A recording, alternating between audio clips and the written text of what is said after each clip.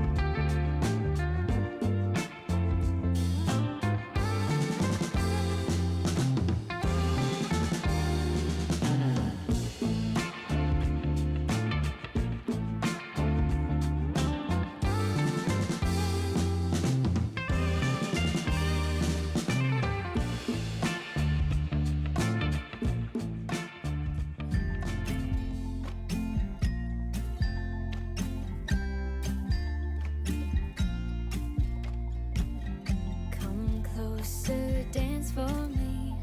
Easy, tiger, easy, let your hair down. Come closer, let me see all your million faces and all your million mistakes. It's time for the Mixin and Chillin blog. Even if they implemented some ridiculous laws, this is something that if somebody truly wants to do this, they can still do it. But it's going to take a lot of effort on the vapors' part to actually learn what it takes to make your own stuff.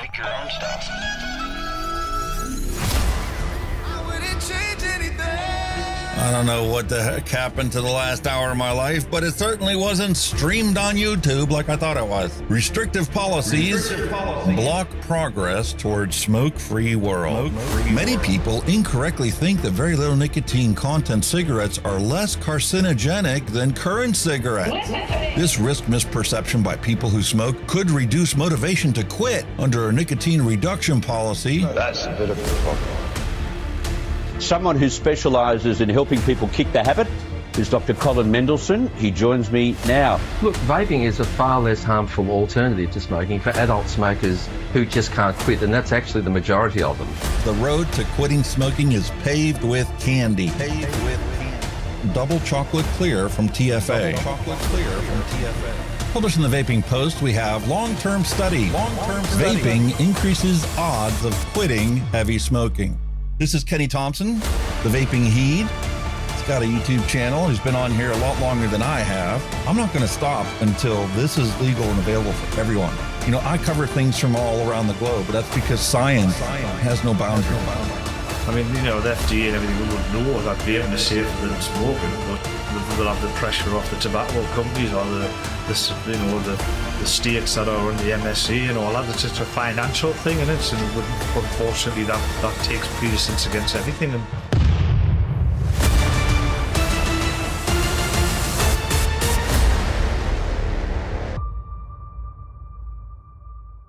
all of the things we went through.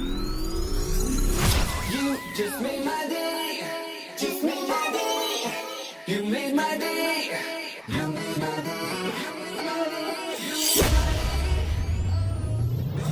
Grab your juice, grab your vape, it's time to get this party started. It's time for the Mixin and Chillin blog. Long-term study. vaping is safer than smoking. Smoke-free world.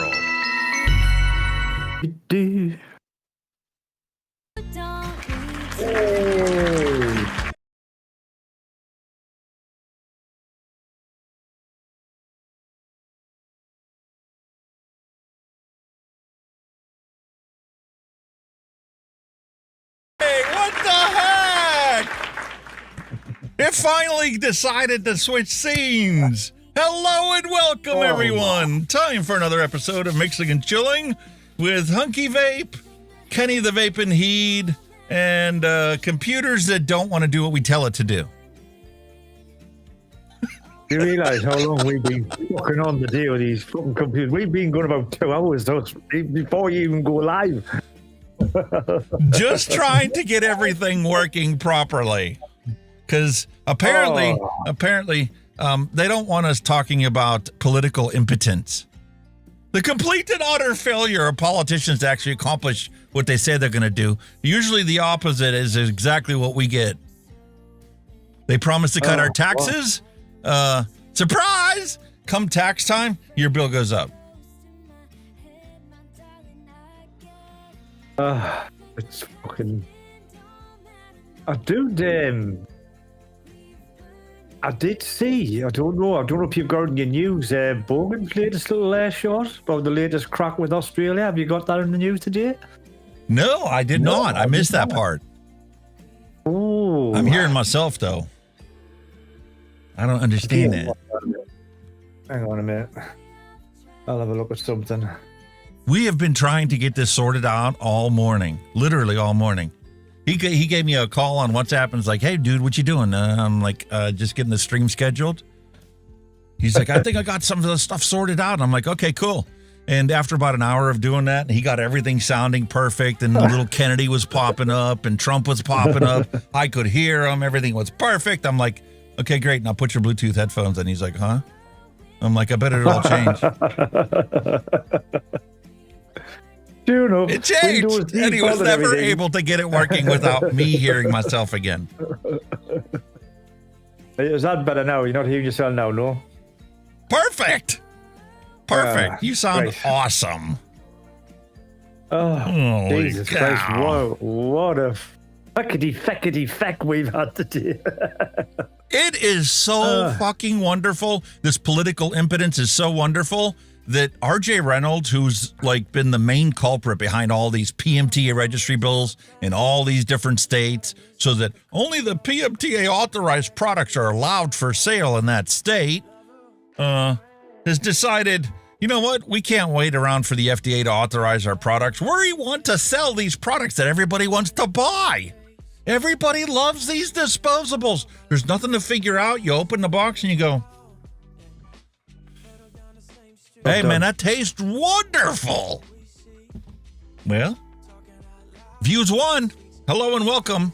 Not PMTA authorized. To my knowledge, hasn't even been submitted for PMTA, but I mean, what do we know? It's going to take forever for the FDA to acknowledge that they even have the application, let alone actually follow the law and give the company a decision within 180 days like the law says they're supposed to do.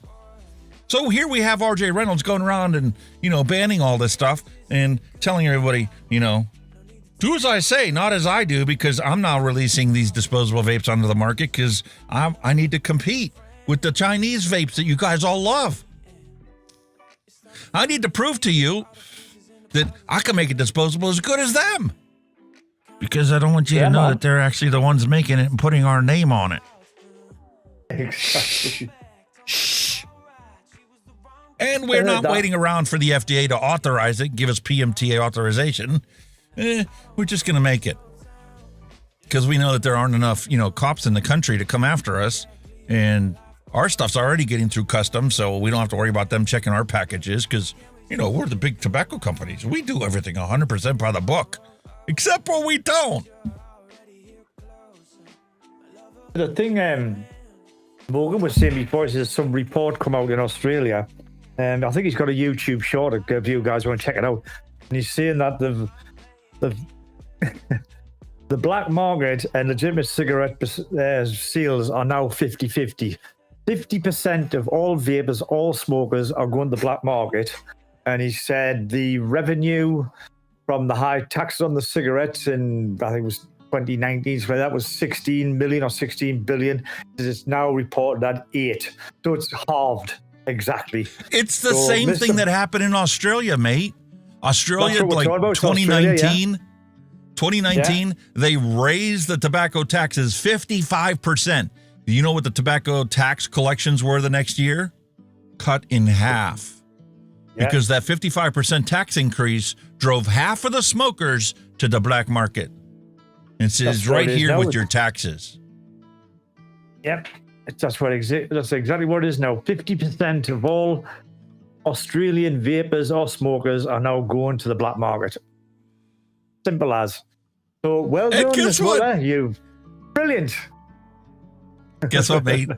It's also happening in your country. I've got a news article this week talking about the UK, talking about how all there's going to be, if they keep trying to enforce this disposable vape ban, is a black market just like Australia. People are fearing their lives because they go to the black market to buy a simple, disposable vape, and they don't know what they're getting. They don't know if they're going to get one of these vapes filled with etomidate or fentanyl or who knows what they're going to try and put in there, because, they're going to charge you an outrageous price because you're buying on the black market, but it's still not going to be as much as it is with the £2.20 per milliliter tax that they're planning to start next year. It's already happening. The black market is already thriving over here. Trust us, I've seen it. And it's going to get worse when that tax goes into play. Oh, who can afford £2.20 per milliliter tax? You know what it is? I think Starmer's going to get a vote of no confidence at the minute because he's done fuck all and he's just digging himself a bigger hole every day. I think he's going to get booted out, mate. Got Yeah. no idea. Absolutely no idea. At least we can do that over here, you know. Get about. I need to apologize to both Freemax and Hell Vape. They sent me these products. You guys have seen it on my table for the last 3 weeks. Every time I sit down to record this, either OBS screws up and crashes, or it doesn't record my audio, or once I finally do get one recorded, as opened up and, you know, tested, like with this one, DaVinci crashes. I updated to the latest update 20.1, and now apparently what I ended up rooting out the source of the problem is these Waves plugins. Waves released version 16 of their plugins, and they're like, update now while you still have the maintenance package. Every single one of those plugins that got updated to version 16, if it's inside of a DaVinci Resolve project, crashes DaVinci. Wow. And they know that the problem exists. The Black Magic knows that the problem exists, but it's up to Waves to fix it because it's not a problem inherent inside of DaVinci. What's happening is because Waves plugins are in a shell, you create an infinite loop because it tries to open the shell, and then it opens the shell of the previous versions of the plugins you have, because not all of them were updated to version 16, because not all of us are rich and can afford their $250 a year for plugins. We only update the ones we currently have because the old ones still work fine. But I made a mistake of upgrading to 16 on the ones that I still have maintenance package on. And all those ones crash DaVinci. So my only choice is I revert all my plugins back to version 15 or older and get DaVinci to work again, or I wait for Waves to fix it. Or I just don't use those plugins. I don't. What I do sometimes, why don't you use Audacity? Audacity can take the plugins and just record your audio on there and just match it up in DaVinci. Because in order to match it, I got to use the same plugins I process my stuff with live. No. If you do it all in Audacity, that'll just export over as an MP3 with everything done. All you got to do is match it up. Oh, with I see. To do the you've final audio editing in there, Yeah. Could do that. Yeah. Audacity's got loads of stuff. It takes plugins, so you should be able to because it's free. Audacity's free, so that's what I use for my sound and all my videos. I don't use the camera out. Gone straight into Audacity. Well, that's why I have everything set up in OBS. I follow the motto of get it right at the source. As long as it's right at the source, I don't have to mess with it in DaVinci. All I got to do is do the video editing portions of it in there. Yeah, but it's just an option if you're having problems with them, you know, the audio crashing everything out, that's all. Yeah. So my apologies to Freemax and the Hellvape. I didn't get this uploaded yet. It will get done this week because I have found workarounds so far. I've reverted back to original version 20, which worked last week. But unfortunately, any projects that I created with this 20.1 or even tried editing in 20.1, it's corrupted the data file. So I have to delete that project and start from scratch or start from an old one. Like our intro thumbnail. All I do is change the thumbnail in it every week. It started rendering. It told me it was going to take 72 weeks to complete the render of that intro. What? What normally takes 30 seconds. It said it was going to take 72 weeks to render each of those videos. You'd be fucking retired by then.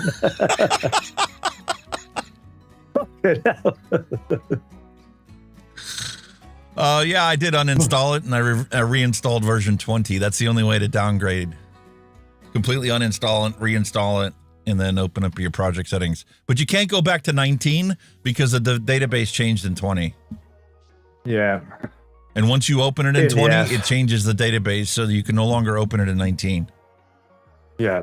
Well, that's what I did with the update. They said back up everything on 19 because it'll all change in 20. I have plenty of backups, believe me. Every time I do these things, I'm like, I've learned my lesson. It's like the voice meter potato, you know, if there was any issues there, I create backups of it. I got it finally now where I have the phone and the audio input is set up from the phone into there so that we can have call-in shows. and people can actually call us, and their audio comes through loud and clear, and they can hear everything that's on the show, because you can't watch the show while you're talking on the phone. There's a significant delay in it, and you'll be like waiting 2 minutes to get a reply because you're waiting to hear it on the TV instead of just replying on the phone like a normal conversation on a phone. Yeah, it's not instant. So that's why all the stuff that you would go out to the stream actually goes to the phone so that you can hear what's going on. So if we play a sound effect during the thing, you'll hear it on the phone before it actually makes it out to everybody in the masses that are watching it.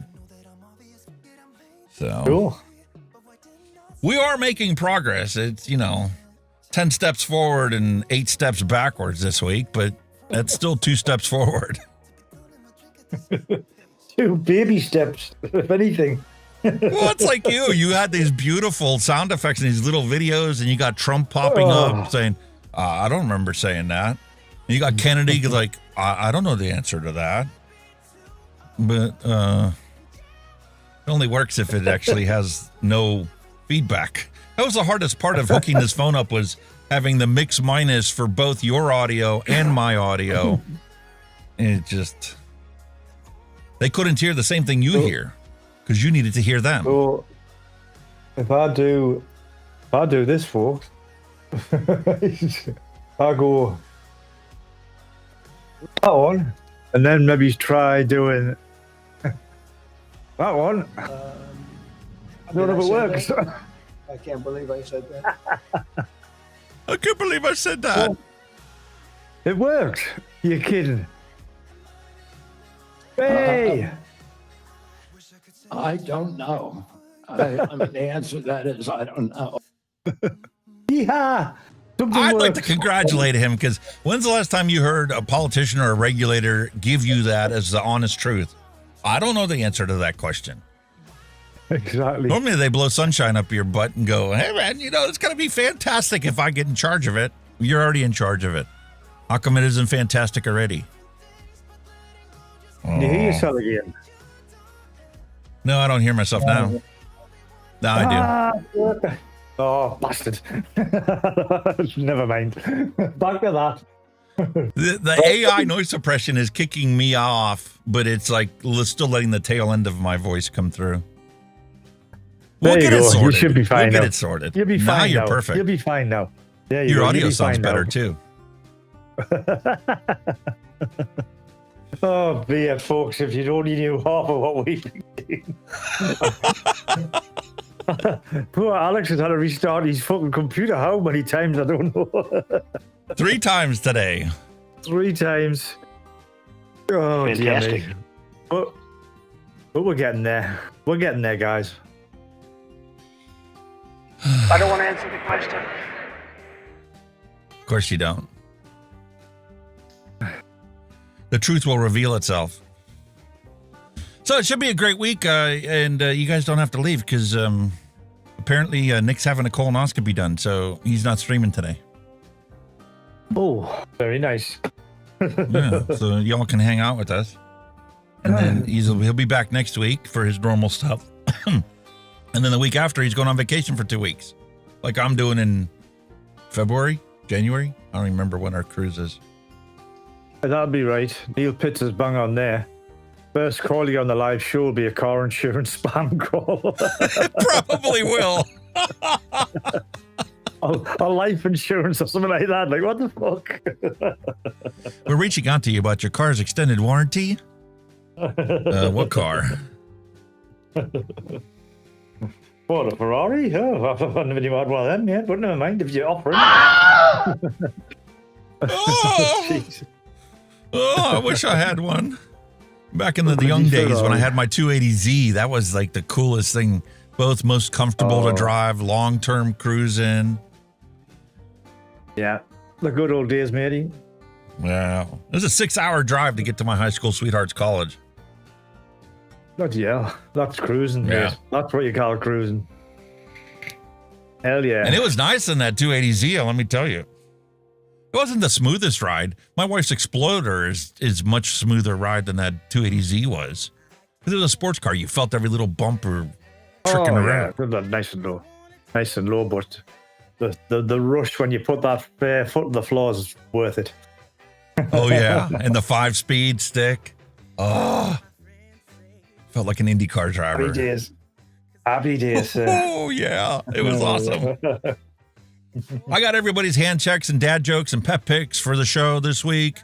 We're gonna get to our products there that we've got and get them opened up live so you guys can see it. I've got this beautiful Hell Vape here, the one that my wife left in her car and lost. I made a big 60 ml bottle of the key lime pie in a nice 15 milligram, and going to use that to test them so I can, balance the flavor out and say, is it as strong or as good as it is in other devices? I've even got a disposable device that's empty that was also a key lime pie flavor. I'm going to fill that liquid up inside of that disposable to see if these pod systems are just as flavorful as the disposable, which I have no reason to think that it wouldn't be. I think most of them are new, man. They're just the next step on there, really.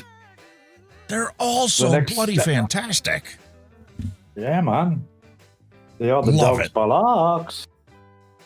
They sure are. The dog's ghoulies. So what else is It's going on this week? fucking warm. You were actually off today. It's on Sunday I was in lovely Edinburgh, up in Scotland.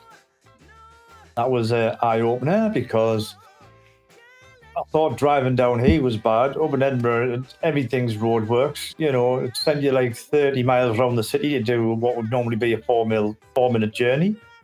I lost the rear end of me bus on the way up. One of the panels just came off. The engine cover, so this guy in the car... this guy in the car volunteered to go back for it, and it was in the middle of the dual carriageway. It's crazy. Man. So, honestly, it was what a year it was. But, we got there in the end. Everybody was happy.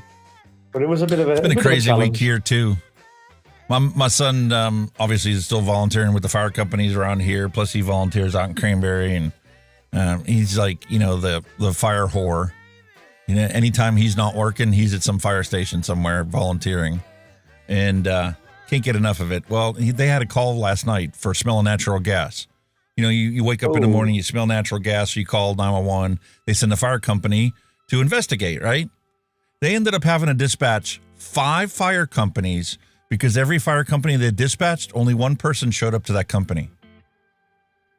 Wow. So that person ended up having 5 trucks show up on scene at their house so that 2 people that were masked up could go around with the sniffer to isolate where the gas leak was coming from and turn that valve off. Holy moly. The days of volunteering are long gone, apparently. The people like me that used to dedicate their whole lives to it, and people like my son that, gives up all their free time to serve the public, is getting like far and few in between. It's a shame because everybody's wanting to make money all the time, mate. That's what it's all about. And that's what it's going to have to be. You're going to have a paid staff, a crew of 4 that the city's going to have to pay for so that you at least have one fully staffed truck show up to every call in the city. And then you can supplement it with your volunteers. That'd be the way to go. Calls like that come out at 2 o'clock, 3 o'clock in the morning, nobody wants to get up and out of bed because they got to go to work at 8 o'clock in the morning or 7 o'clock in the morning.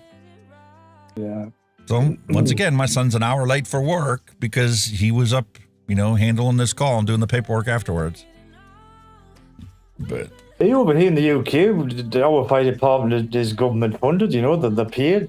The part the full time. No volunteers are all full time employees. They're manned all the time. Every minute, every day. None of this volunteers. Over half this country staffed just by volunteers exclusively.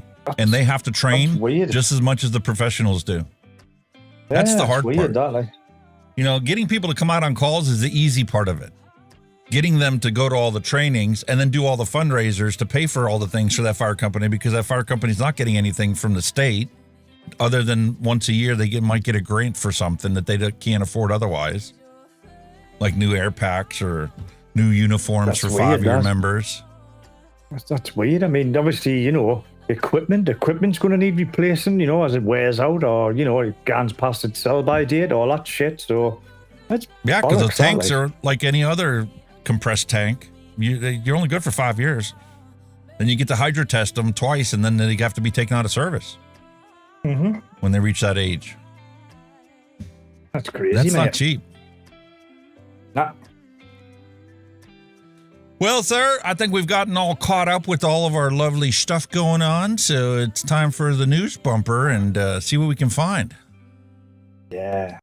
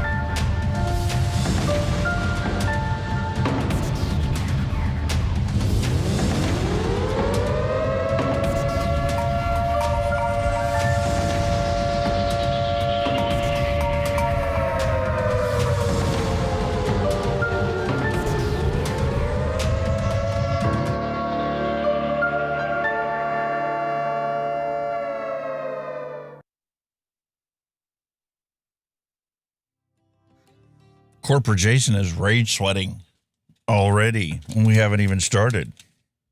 But here you go, folks. VPZ says that the government in action threatens UK's 2030 smoke-free goal.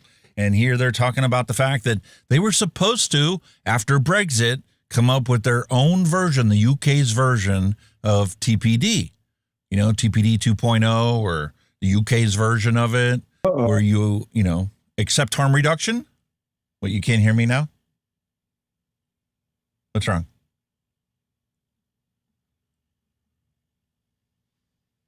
What happened? You okay? Uh-oh. What's wrong?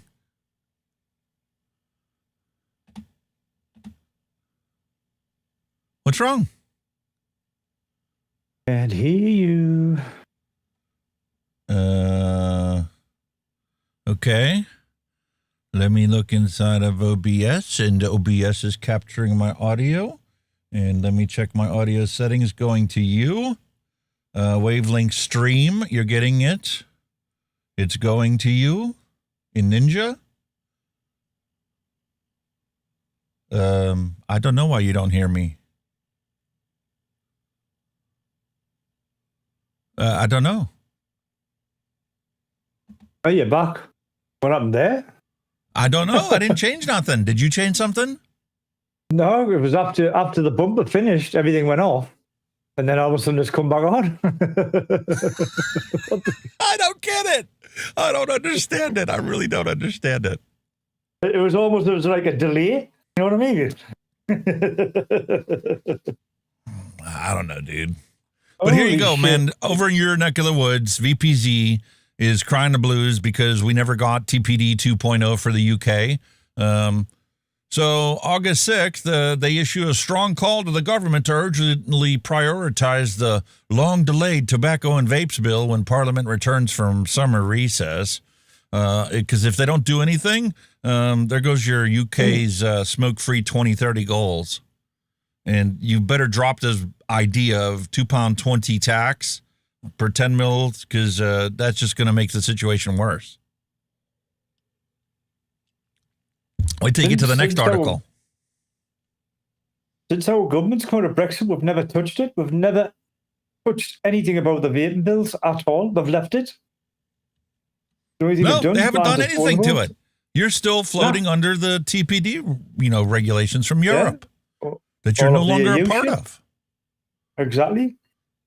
The government says that it wants to create a smoke-free generation, but how can that be achieved when critical legislation sits idle? What exactly is the holdup? Well, they don't Exactly. really want to get rid of cigarette smoking because they're too dependent on the tobacco taxes.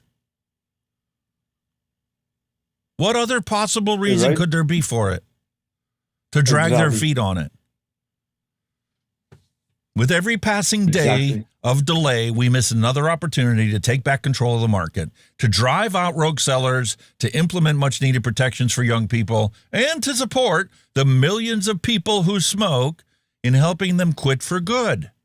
We urgently need the MPs from all parties to step up and put public health first and deliver the legislation that they promised to deliver when they were first talking about Brexit in the first place. The clock is ticking, and the cost of delay is measured in number of lives lost unnecessarily. Yeah. They're doing absolutely jack shit except ban disposables. And here, I'm telling you, Kenny, UK is just as bad as Australia. Endless battle. An endless battle. Our seaside city has turned into a war zone where knife-wielding gang lords brawl in street to control the illegal vape trade. Crazy, isn't it?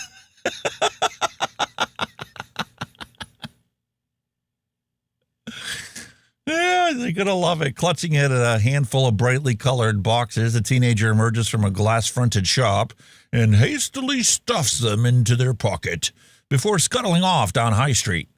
It's one of those few stores that isn't boarded up on the once bustling High Street in Newport, recently named the UK's worst for empty units.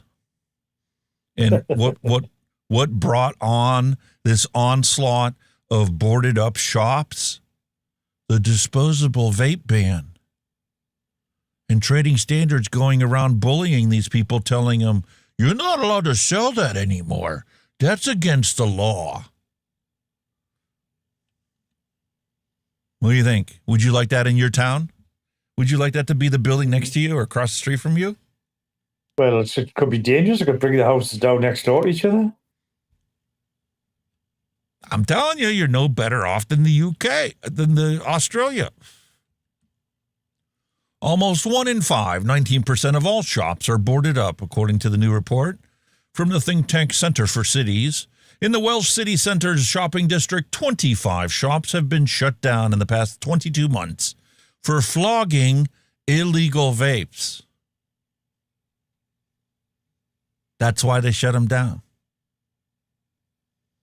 Some of which were found to contain drugs and tobacco. Okay. What did you expect to find in the vape? I mean, technically, the nicotine by itself is not tobacco, but the way that they define everything, the way that the public believes it. And it's having a devastating impact on our community, with petrified locals telling The Sun that they live in fear of the gangs peddling the criminal goods, while trading standards are fighting an endless battle to shut down lawless outlets.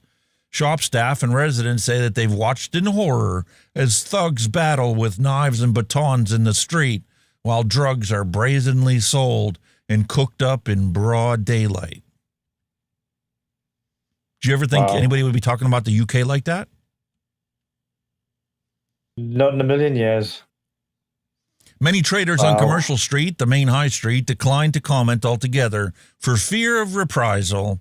Some said that they feared attacks or intimidation if they were on the record discussing their true feelings towards the gangs and their shops, with one claiming he had spoken out in the past and was told he'd be killed if it happened again.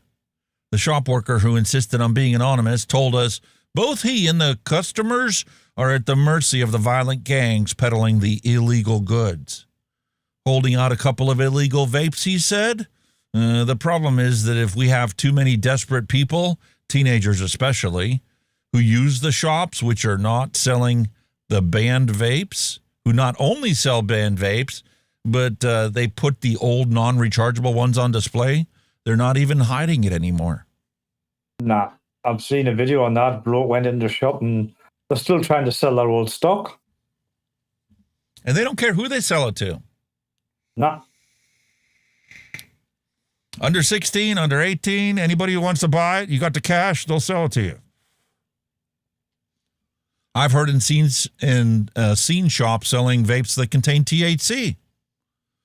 Banned vapes and weed vapes, which I think that they're getting from the United States. 5 or 6 months ago, I got a dealer coming in here and asked me to buy his stuff and resell it for him. I don't know what they were called, but they were THC banned vapes, and I saw the same guy in a shop handing over packages, which I assume was the same thing. Just because you say no doesn't mean the guy next to you isn't going to sell them. This is the UK, dude. Mm-hmm. How are you any different than Australia? All because they wanted to protect the environment. How did the environment get protected when the people in the town are afraid for their lives? When shop owners that do the right thing are afraid for their lives. You created the black market. Now you got to face it.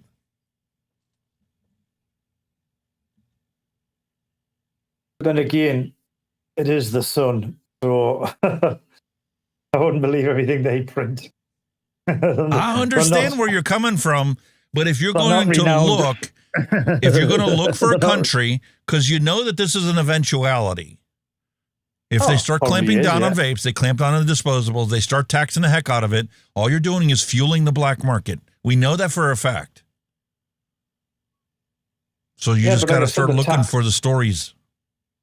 The taxes ain't coming in yet, so they must be starting early with all the black market shit.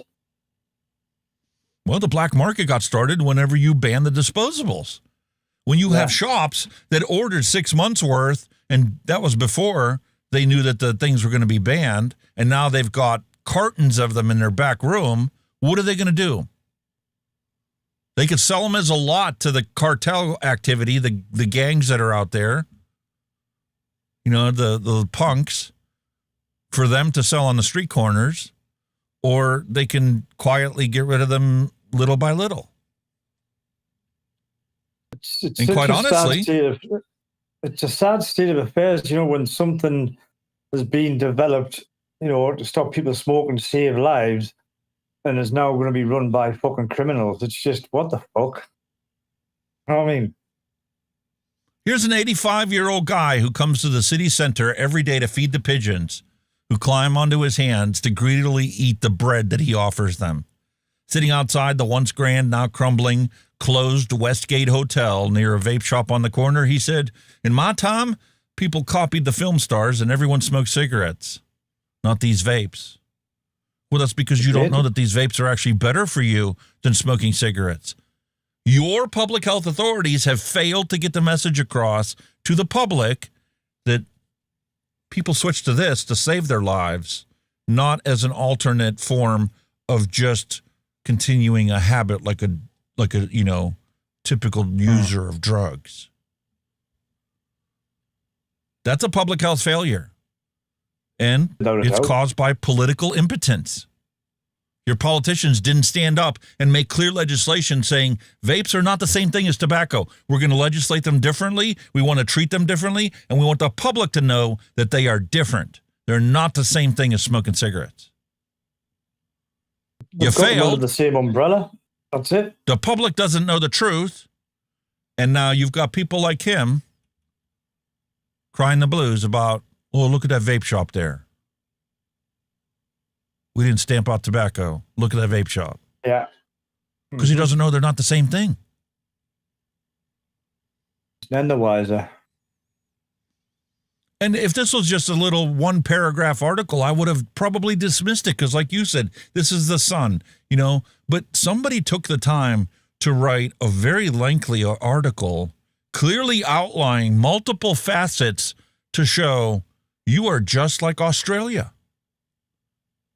You don't have a tobacco firebombing starting yet, but the criminal activity is there because you already have a black market. And don't think for a minute it's not going to get worse once that tax does go through. Without a doubt. A black market for everything as well as vapes. It's thriving. absolutely thriving. They investigated the people in the town. They investigated talking to the police. They talked to trading standards. They talked to everybody before publishing this article. I was surprised to see something so thoroughly put up in the Sun, of all places. Of all places, yeah. And the reality is, this all boils down to the fact that the misinformation and the scaremongering stories out there has left everybody in a state of confusion. Even the ban itself has created confusion amongst retailers and consumers, many of which don't even know about it.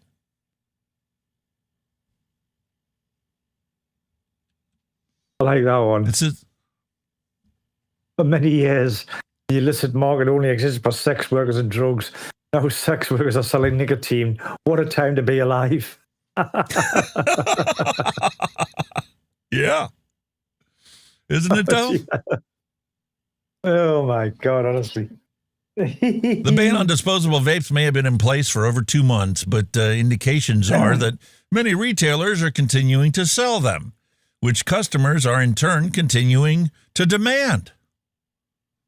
Yeah. Officers from Derbyshire Trading Standards say that they've seized almost 2,500 disposable devices from retailers since the law requiring all vapes to be refillable and rechargeable came into effect at the start of June.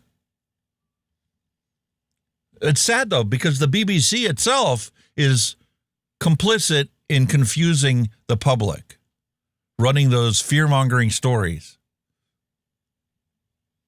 We know where they're coming from. Can't get your head down, right?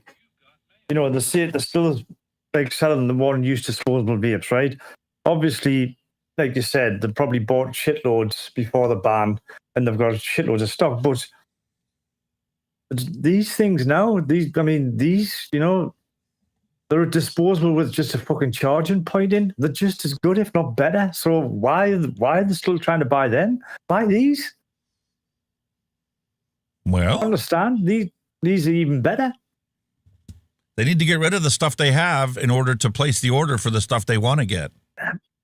Even so, you know, you'd think, you know, it's just common sense with people. And you know who'll be fucking after all of them? Be all underage people and everything. An adult can go and buy one of them, no problem. There's nothing wrong with them. Yeah. The fact that I think some of these are better than the single-use disposables, they're much better. Of course they are. By a mile. If somebody even turned around to me and say, here, you can have 1,000 disposables for a $5, I would say, no. That's shite compared to these. They're in the past anyway. We've moved on. Plus, you don't have to worry about lead in your disposable vape. Exactly. Just nothing to worry about. Just bin them. You know what I mean? I had a bunch of them. I had loads of them. I flung them in the bin. This is the modern day common story nowadays. Illegal vapes and tobacco and counterfeit toys worth 37,500 pounds seized from 7 shops. Police and trading standards are bragging about how much stuff they're confiscating. Meanwhile, if you look at the country as a whole, you realize that's just drop in the bucket. You're playing whack-a-mole. It's a load of shite. Why couldn't you give people a year to get rid of the old stuff before the new law takes into effect? From this day forward, you're not allowed to purchase any for sale. And by this day, a year from now, you must have sold all of your old stuff. Oh, it's that simple. One or the other. Yeah. Yeah. Easy. And if they truly cared about the public and the shops and the people that are running these small shops, they could have offered to buy out whatever inventory they had for whatever cost they paid for it. If you really wanted to get rid of it, a buyback program is the easiest way to do it and get 100% compliance. Because as soon as they get that money, they can place the order for the refillable ones and the rechargeable ones. The thing is, though, I've just had a thought, right? I don't know if it's any true, but there's like a little fucking eureka moment, right? You know how like they were giving disposables to people in prisons and all that shit to get them off the cigarettes? Exactly. They'll not give them one of them. They'll not give them one of them. They need a charger. There's a high risk of giving them something like that. The government could have bought back all of the non-refillable, non-rechargeable ones from the shops and sent them to all the prisons. Yeah. And then the prisoners could have actually bought them. And recycled them properly. They don't think that way, do they? Because they don't actually want to solve the problem. Political impotence. Exactly.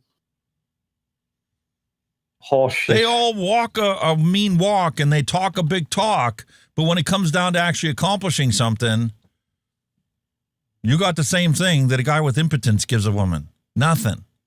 You're shooting blanks. And here in the States, well, now we're going to enforce the vape mail ban. The UPS, the United States Postal Service, is now blocking shipments of illicit vapes to boost big tobacco profits. You're not doing it for public health. Cigarettes. Nope. Maybe that's the reason why when somebody sends me a package, it doesn't come straight to my house. It goes past Pittsburgh all the way to the other side of the state to go through some facility to get scanned by, modern equipment, X-ray scanners or whatever, to make sure that it's not a case of something that I'm going to be out there selling it on the street. Yeah. Oh, just a bunch of miscellaneous things. Oh, yeah, that's a person-to-person, individual thing. Nothing to see here. It's horseshit, man. But the news is making hay in your country, talking about the United States Postal Service cracking down on all these distributors of unregulated vapes to protect big tobacco profits. The letters previously unreported show that the United States Postal Service wrote to major New York-based distributor Demand Vape, blocking it from using its services after New York City's law department, which represents the government and the officials in the legal matters, provided evidence that its shipments broke laws.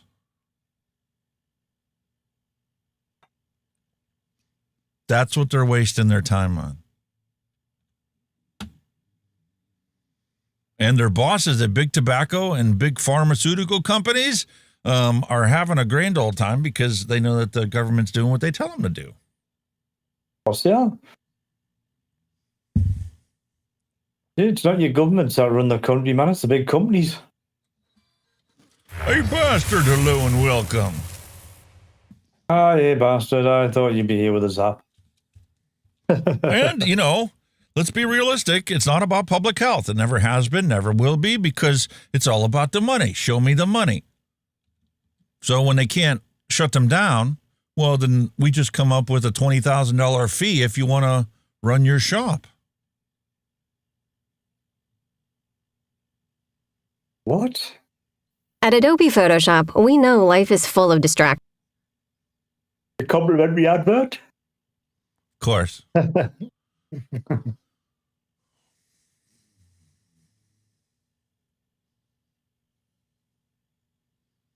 Obligatory 15-second commercial.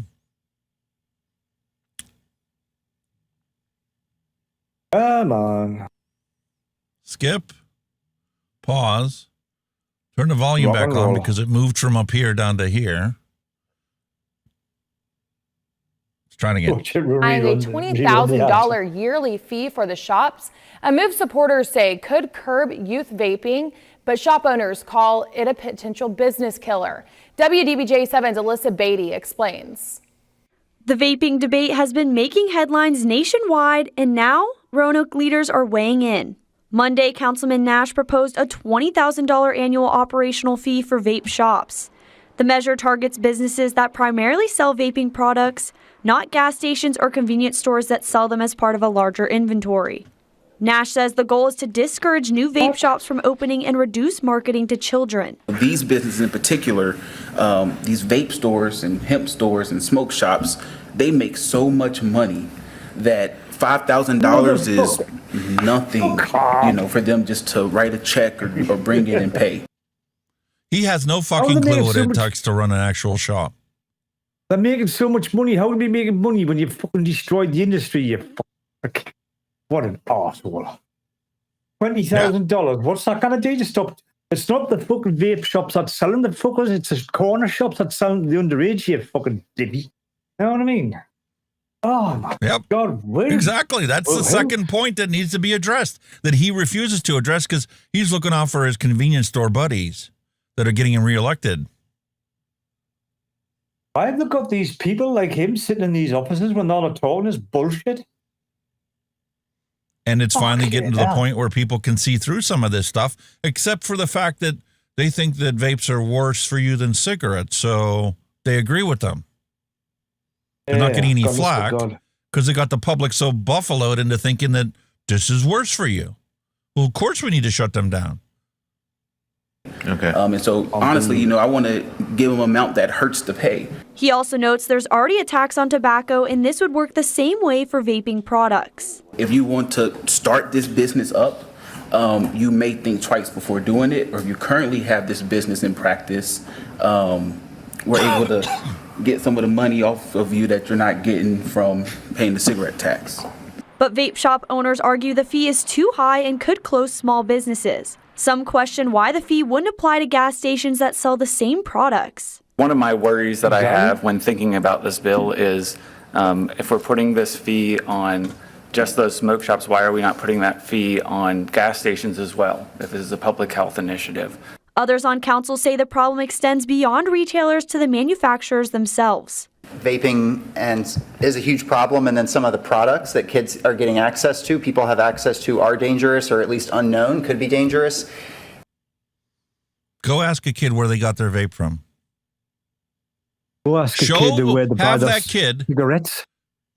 Have that kid take you to the store that they bought them from. They won't, because they didn't get it from a store. They're getting it on the black market. All of your actions do not affect the legitimate market. You are only driving more people to a black market. You're only reinforcing the size of the black market.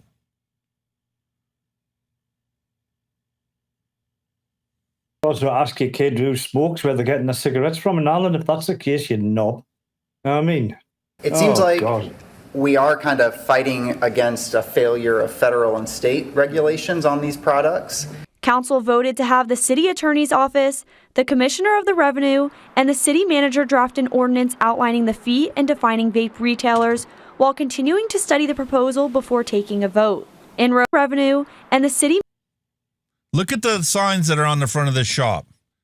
Do you think that that vape shop wants to sell all those different things? Do you think that they wanted to get into Creighton? Selling Kratom, selling THC and CBD? Of course not, because they're a vape shop, not a drug dealer. You know what I mean? They know the writing on the wall. They know the PMT registry bills are falling state by state across the country, so they need to diversify. You made it that way. The federal government made it that way. They could have very easily had a strong American vapor industry. But the problem is, well, that took out the big pharmaceutical companies and took out the big tobacco companies who were losing customers hand over fist, because every person that quits smoking because of vaping means they're not going to be reliant on those other corporations and their products later on in life. Unbelievable. Fucking believable. Manager draft an Holy ordinance shit. outlining the fee and defining vape retailers while continuing to study the proposal before taking a vote. In Roanoke, Alyssa Beatty, WDBJ7. Wow. If you're a YouTuber... God.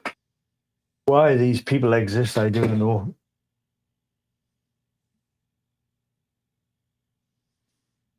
It's beyond understanding. I bet you after you sitting there not bringing council chambers bleating on about vaping, you went with the back and had a quick fucking smoke. Very likely. You know what I mean?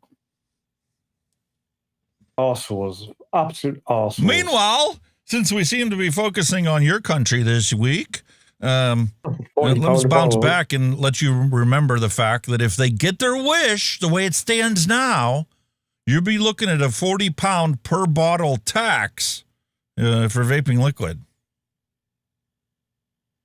Well, safely say I won't be paying that.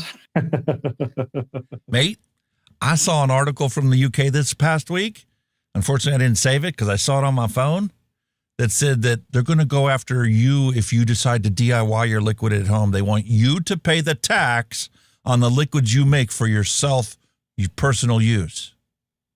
Bullshit. That's like, oh, my Political impotence.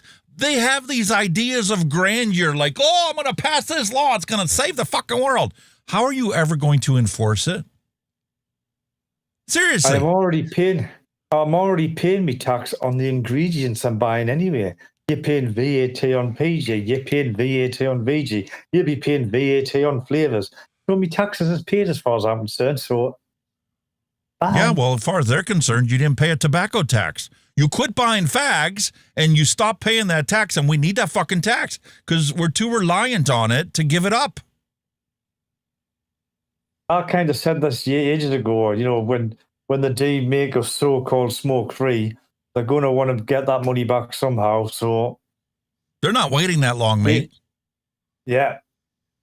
Vapors face forking out a wallet busting 40 pounds per bottle for vaping liquid when the new tax hike on the habit comes into force. A 100 ml bottle of flavored juice, the liquid that's heated up to create the vapor cloud inhaled by users, is currently about 15 pounds.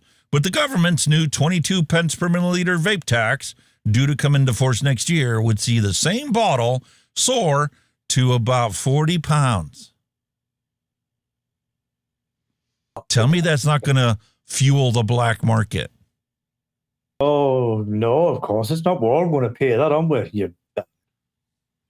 When you walk into a vape shop and you see that the cheapest bottle of liquid is 40 pounds, Kenny's going to open up Kenny's lab in his garage, and he's going to be driving the van around, and there'll be a camper van traveling all across UK with liquids you can pick up.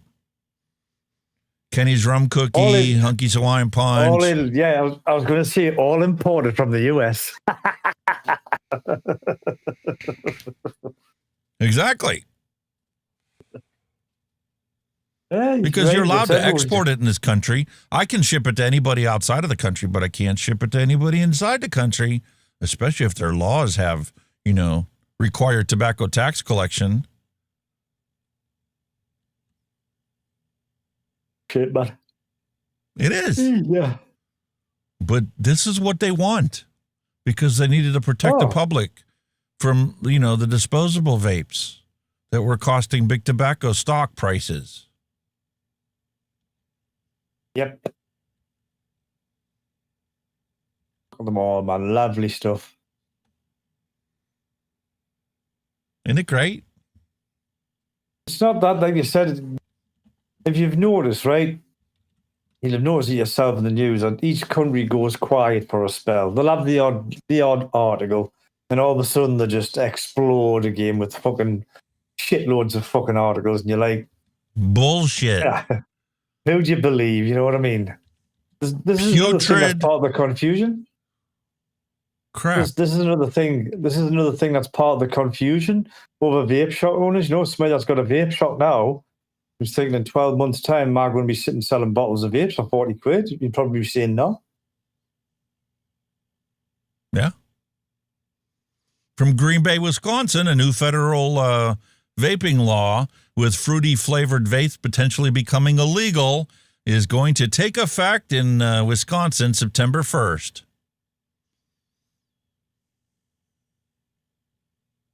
Limiting the sale of some vaping products, alternatives to smoking and tobacco. And the group fighting for its customers met today to discuss next steps. Local 5's Blake Bortz has the follow-up. The deadline for business owners to comply with the new federal vaping law is looming, but the group Wisco Fast is keeping up the fight with their customers in mind. It's vitally important that our members are all kind of on the same page and have the same information that they can provide to their consumers. At the end of the day, there are hundreds of thousands of consumers in the state that want to know what's going on with these products that they're using as well. The group that filed the lawsuit, Wisco Fast, met to go over their next steps while they wait for a judge to determine their business's fate. The ban on some vaping products is leaving shop owners only able to sell menthol and tobacco products. the thing that's important for the decision is the amount of people that this truly affects. We had 30 or more, business owners your in green that screen hearing with shit, us, mate. and it's real people that this is affecting. Wisconsin state legislature Cloud instituted a chucker, hello deadline and of welcome. September 1st, requiring all businesses in the state to comply and no longer sell products not approved by the FDA. The state was trying to say that this law was not going to affect the 3,000 small businesses in Wisconsin, and so without any kind of warning, a couple of business owners were called up there and just to testify on how damaging it would be to us. And yet the group is optimistic of their chances to get a favorable ruling from a judge. It's a 50-50 chance. Big Tobacco is very powerful. And Quick Trip, they're very powerful, influential organizations, and they're throwing their weight around to beat up us 3,000 small businesses in Wisconsin. And so, we're going to go down swinging, basically. We're not going to stop fighting. In Green Bay, Blake Bortz, Local 5 News. And the rest of Wisco Fast are expecting a decision from the judge in the next couple of weeks. Yeah. Shop the largest selection. They'll lose. Big Tobacco will win.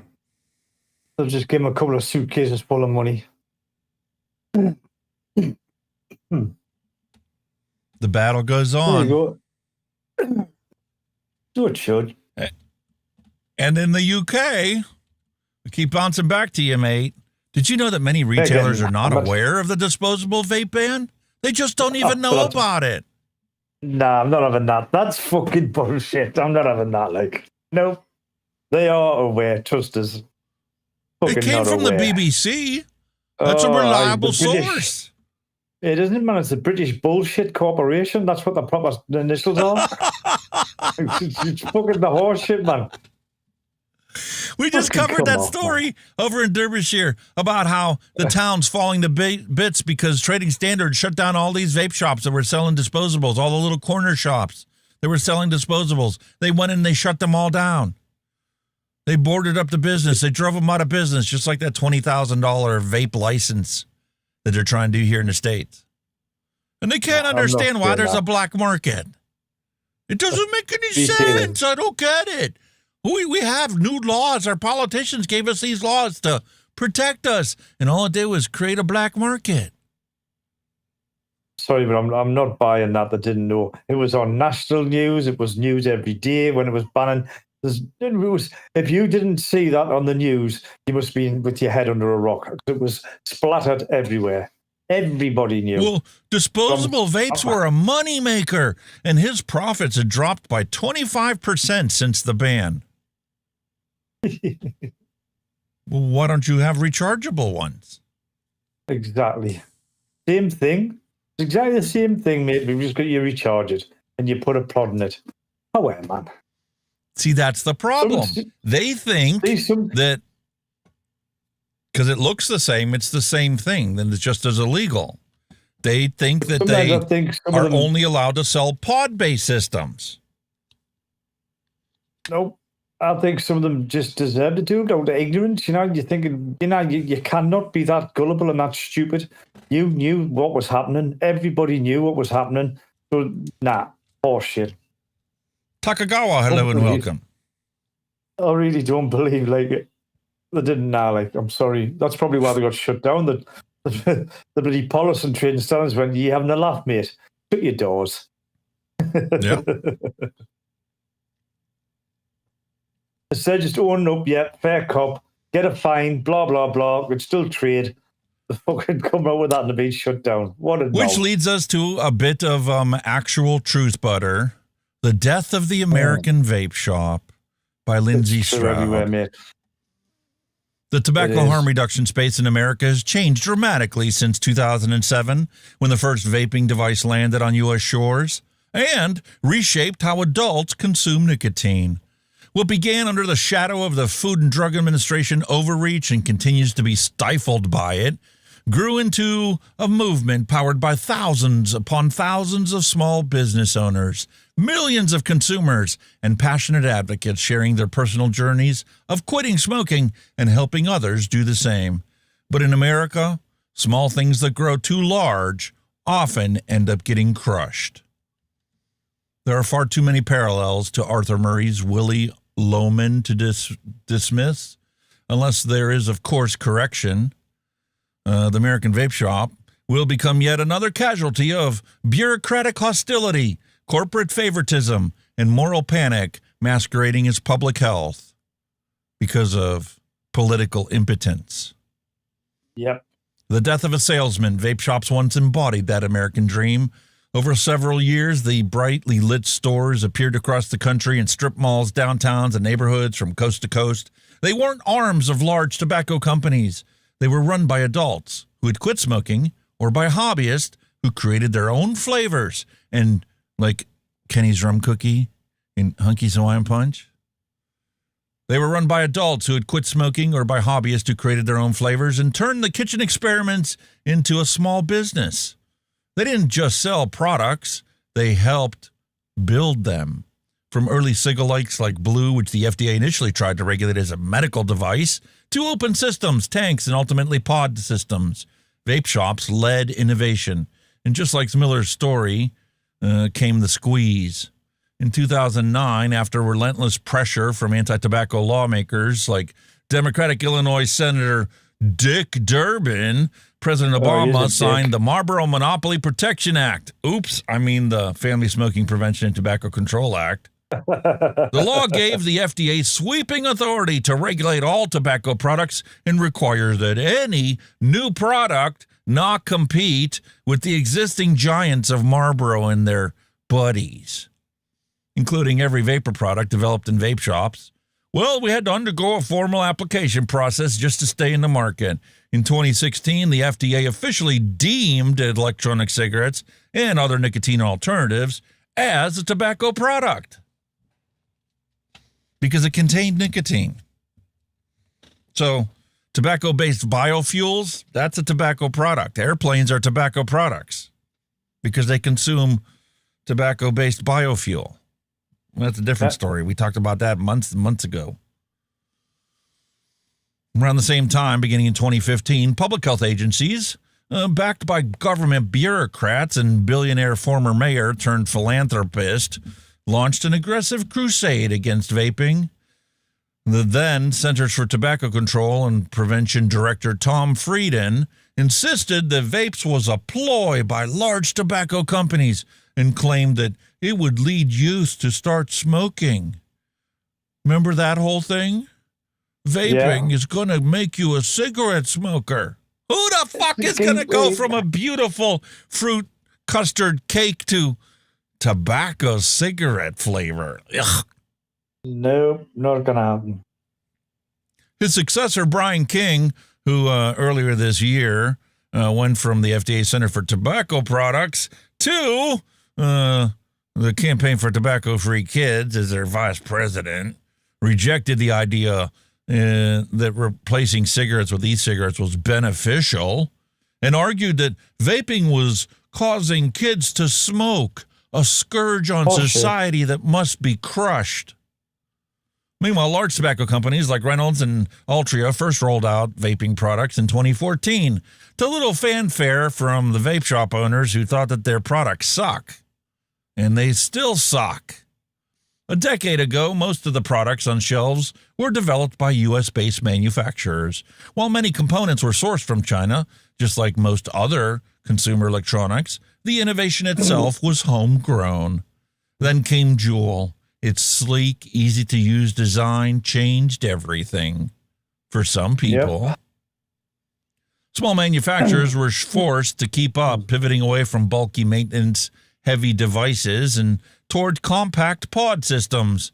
While government agencies and anti-tobacco groups decried the shift, Juul was a genuine breakthrough in tobacco harm reduction.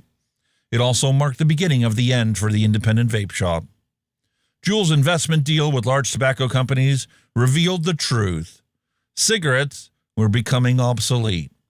Tobacco companies saw the shift and adapted. But instead of being punished for it, they were protected by the Marlboro Monopoly Protection Act and the captured regulatory agencies of the FDA and the CDC in their scaremongering campaigns. Vape shops weren't just retail spaces, they were education centers. They offered adult smokers information, guidance, an array of options tailored to the individual needs. What helped some people quit Marlboros might not help you quit Virginia Slims. Choice was critical, and so was the community that these vape shops fostered. As Willie Loman famously pleads to his boss in The Death of a Salesman, you can't eat the orange and throw the peel away. A man is not a piece of fruit. Yet that is exactly what happened to America's vape shop owners. Their innovation was harvested, their success exploited, and their contributions erased from history. Their deaths have been quiet, their storefronts fading away. Their role in helping more than 20 million American adults quit smoking has received only silence. And the sad reality is, now Big Tobacco comes in after they're all gone and is going to offer you the exact same fucking thing. VUSE is back again. Oh my God. You wonder why they hate the Chinese vapes? Because they want to sell you theirs. Well, this is it. They're competing with the China. But like I said, the amount of things that come from China and Aladdin is partnering with that vapes. Okay. There's no difference between this product and the ones that people love to use every single day. Exactly.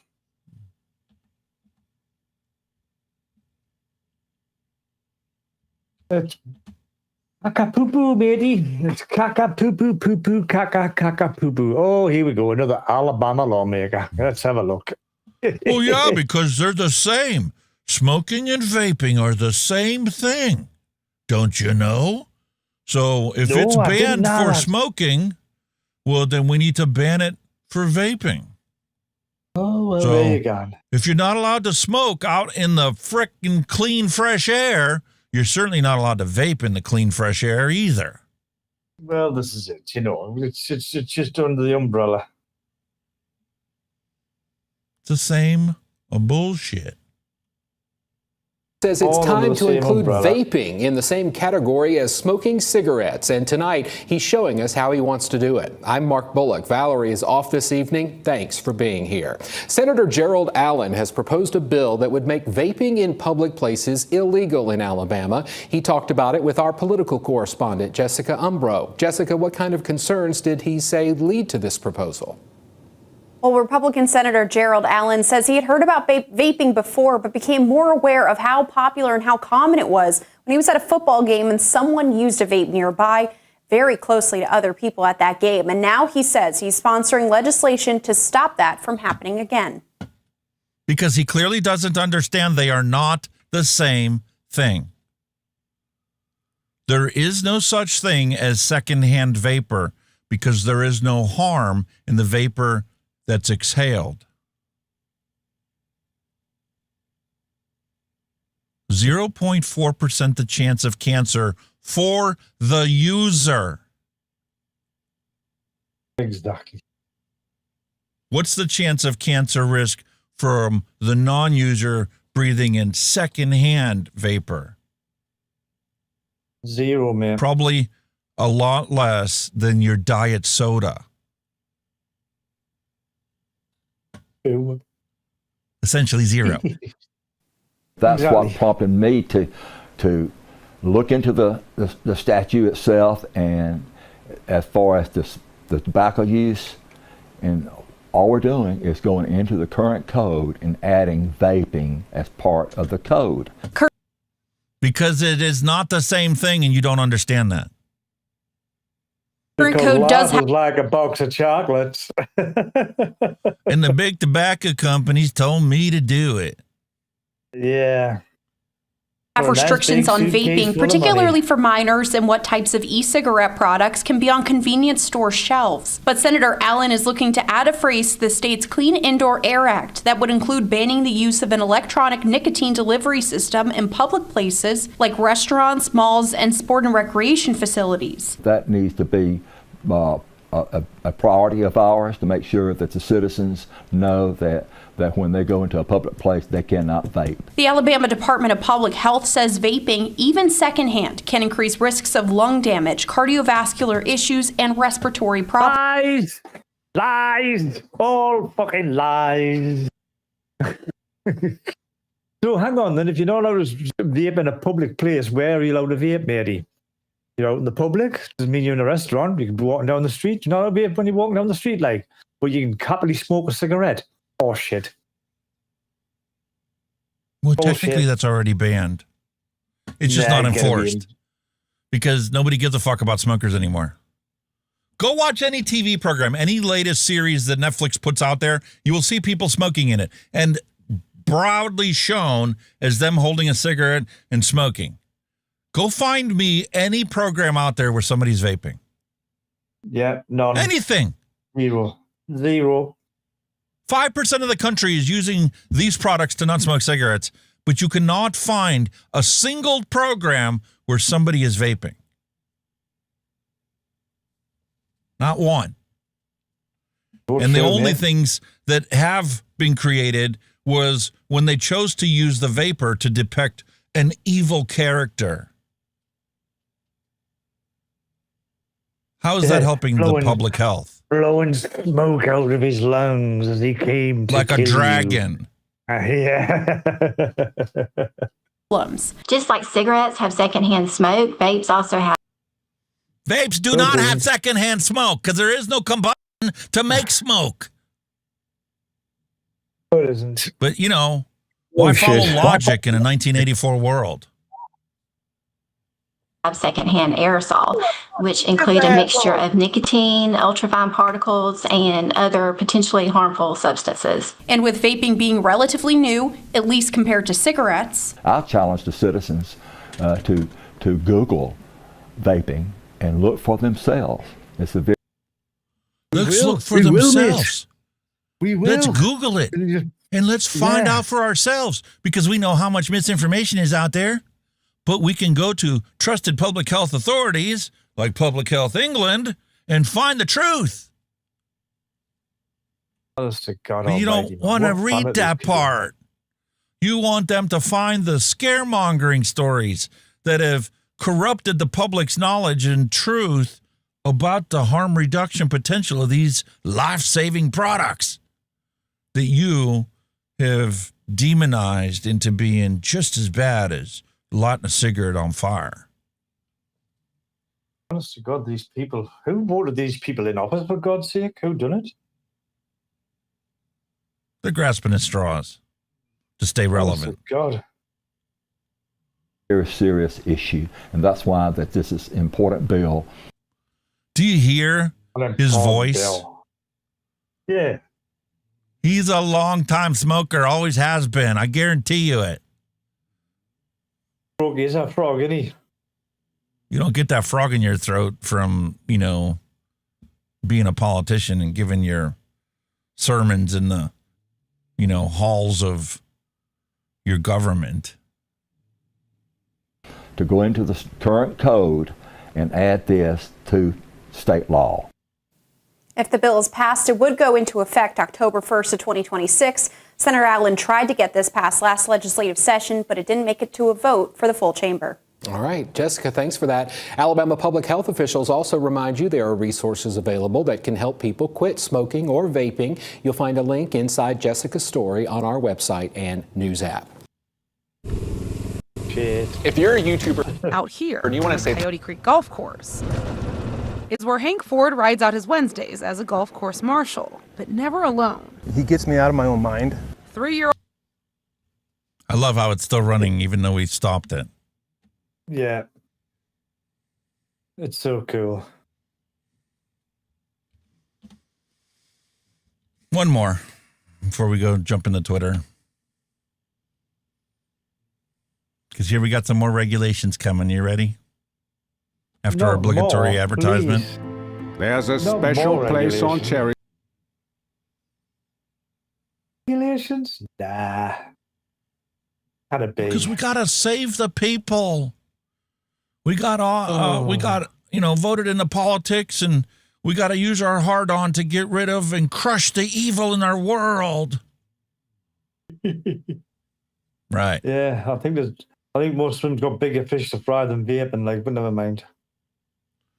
Yeah, wait till you find the truth out. Then you're going to look like an idiot in history that caused more deaths than you possibly could have saved. Smoke shops is in the works for Bowling Green. BG Planning Commission voting to approve regulations for vape businesses within city limits. That proposal now going to go before the BG City Council. Our Ethan Watts stopped by Bowling Green to hear from a member of council and a vape shop owner. Honestly, out of every city that we've operated in, I've never seen any proposal to this extent. Ahmad Khalil owns the Hippie Hut Smoke Shop in Bowling Green. He's one of the business owners that could be impacted by a smoke shop crackdown. It all started back in April. Bowling Green City Council put a 6-month moratorium on all new vape and smoke shops in the city after a spike in underage vaping. Now, there are some recommendations from the Planning Commission aimed at limiting smoke and vape shops in the city. Those include shops being at least 1,000 feet from schools, daycares, and churches, no minors in the shops without an adult, and businesses must display the legal age to purchase vape products. The regulations would also limit current stores and new ones, including the hours for smoke shops and banning walk-up window or drive-through sales. Khalil agrees with limiting exposure to minors, but is worried the other rules are unfair. There's some stuff that we would obviously support. We already operate like that. The other ones, I think they're a little bit crazy. A curfew at 10 p.m. for vape purchases. We have 4 bars right next door that can serve liquor until 2 a.m. The commission also wants to create a zoning restriction that stops new vape or smoke shops within 1 mile of an existing shop. With 12 shops already in Bowling Green, the rule essentially bans new businesses. City Council member Jeff Dennis says he agrees with the intent of the regulations, but wants to break them down one by one rather than accepting the proposal as a whole. We can have those discussions and maybe refine it a little bit to make it a little bit less restrictive and also accomplish some goals that I think the community shares. City Council must have 3 readings of the recommendations. With meetings every other week, that means a vote and a decision on the future of smoke shops like Khalil's could happen by mid-September. Ethan Watts, 13 Action News. I just can't believe how these people are so hell-bent on their bullshit rules, like, honest God. Yeah? Congratulations. Jesus Christ, man.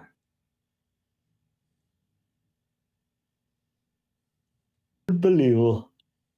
Oh, what the fuck's happened with that? That's the new Google security system where you have to use a pass key for everything. No more passwords allowed. And when you do use a password, you must have 2-factor authentication. And yet that's why your Bluetooth has to be on your phone 24/7. Because if your Bluetooth phone is next to your Bluetooth computer, then your phone can authenticate the computer. But if it loses that connection because you don't want to use Bluetooth on your phone, because you don't want Bluetooth to do anything on your phone, because your phone should be just for making phone calls, right? Well, surprise! The Bluetooth is automatically turned on every 24 hours. If you turn it off, you have to specifically tell it not to turn back on in 24 hours. Because they want to have multi-factor authentication where your computer talks to your phone, and if you're logged in on your phone, then it'll log you in and let you log in on your computer. Wow. And vice versa.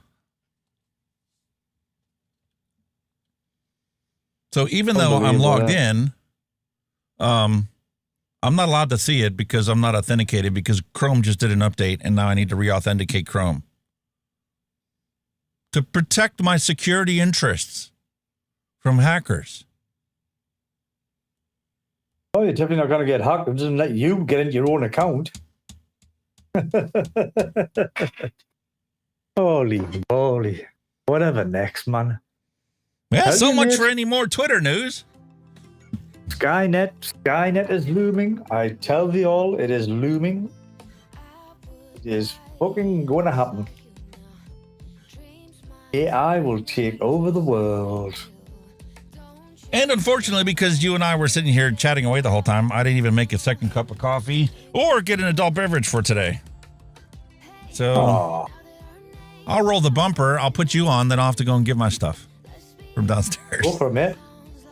Go for it. Yeah. What you like? Flavor explosion.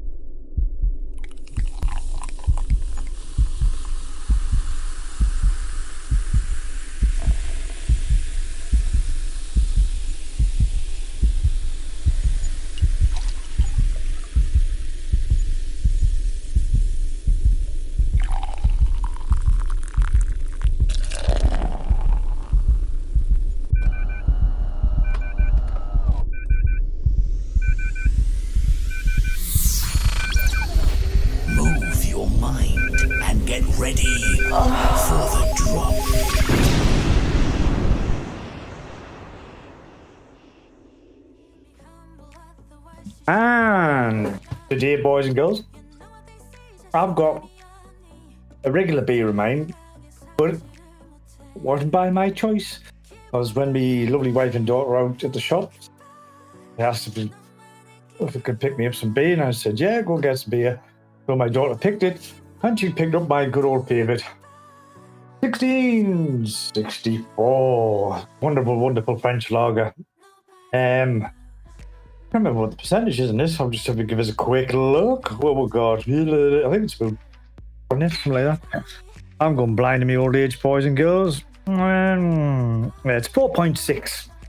4.6 alcohol by volume.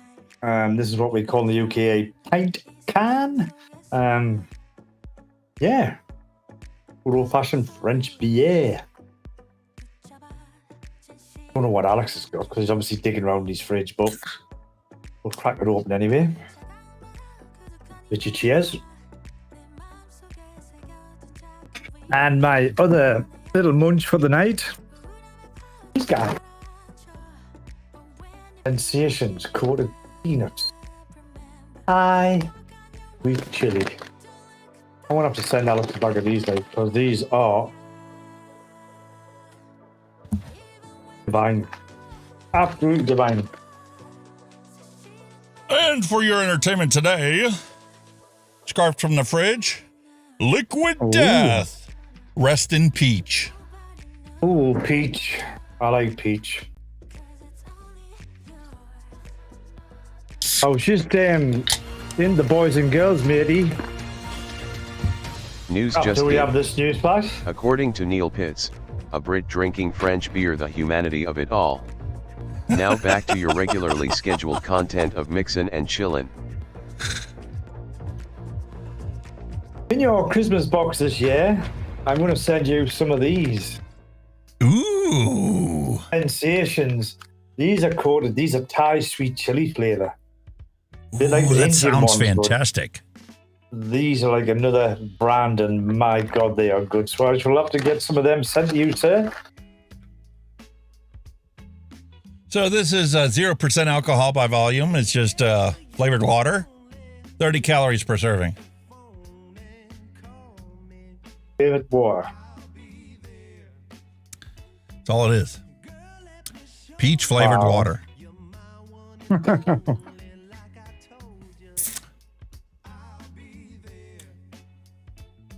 No alcohol. You've been a very good boy, you ladylike. Yeah, I got the tooth that's starting to act up, so. Oh, no. Figure I'll hold off on the alcohol today and call the dentist and see if I can get in. See what they find out what's going on, because that one's already had root canal. It's got a cap on it. There's no reason for it to hurt. Ah. That's odd. Hand checks for you and me. I'm going to start off with this beautiful VC from Hell Vape. Despite my wife leaving this in the car, where the pod actually shit itself into the contacts, had to take Q-tip, clean it all off. Here, I filled the thing back up again with this juice and works fantastic.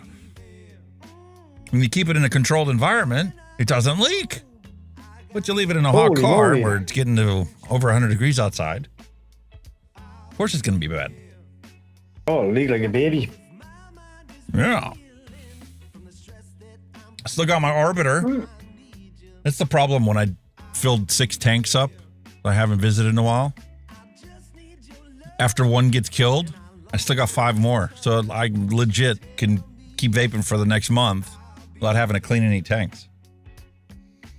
I don't know. That's just is that just being a little bit lazy by any chance? So I'm not insinuating anything, like, you know. But yeah, but when you're only using one of them, and you pretty much stick with that one until the coil goes bad, then you turn to the next one.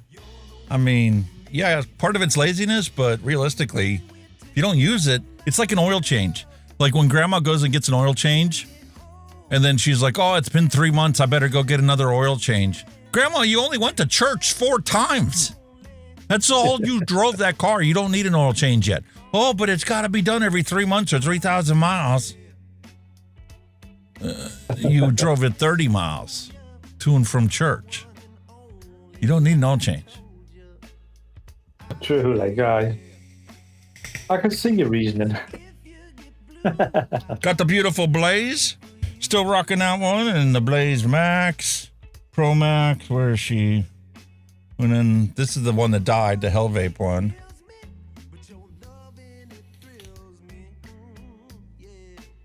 Yeah. And my usual stuff here. What are you vaping on? Pretty good. Still got the same rotation going on. The Blaze on the Hadron. Still got that rocking and rolling here. I've also still got the Dead Rabbit MTL on the what was it? The MQG class. I'm also still rocking the what's this one again? Mike Vape's dual coil one on the Pulse. What's called again?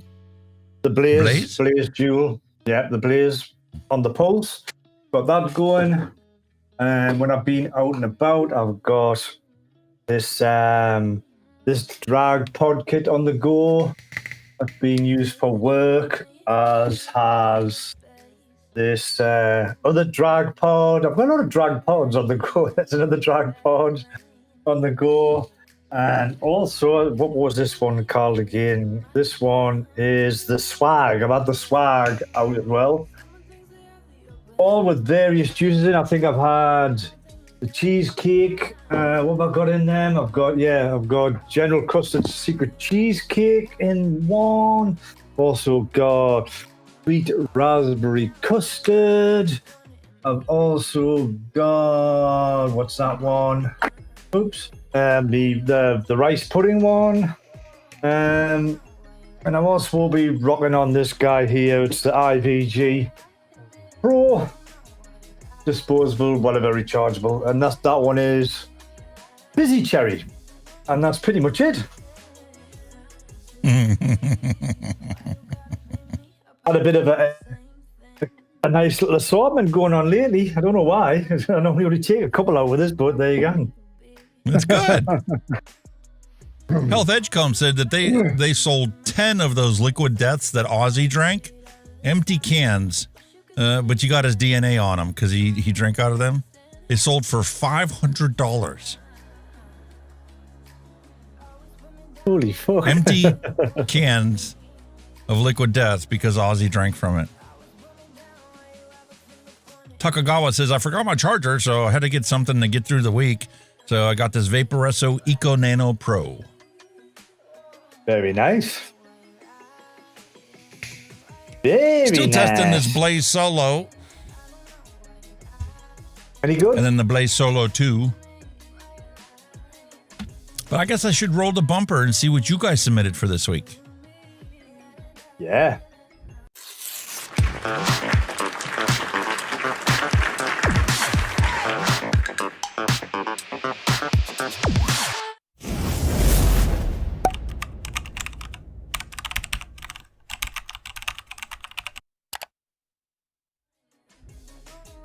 Look at this beautiful setup. Holy moly, that's awesome. That is cool. Wild Stallions. That has to be the Steam Crave Aromomizer. Oh, it could be that, not that QP one. What do you call it? Violator. Looks the same shape. Yeah. What if it's a QP Violator? It's got that kind of shape. Looks nice. I think this is the juice flow control, and that's the airflow control, and I think this is the Aromizer Plus V2. Could be with Just the top guessing. legs. The top looks. It's a different drip tip than it originally came with. Yeah. Just looking at the top, it could be. Does look like a Violator. Oh. Here's Patrick's submission from last week. Silver Black Juice Company, strawberry banana, vanilla ice cream, oatmeal crumbs. That sounds gorgeous. Yeah. Oh. That sounds I'll have to make something like that up one of these days. Oh, that really does sound nice. Damn. Oh, look at that. Coastal Cloud Strawberry Cream. Oh, look at that. The last one that I had from Coastal Clouds, I forget what it was, but it had a tobacco flavor in it as well. Didn't care for it. Really? Oh. And it didn't say tobacco on the bottle itself. Ah. Six-pack kid. Last week after the show, he legit got this like an hour after the show. Talk about some gorgeous purchases. Really nice looking thing. Wow. That's nice. Very nice.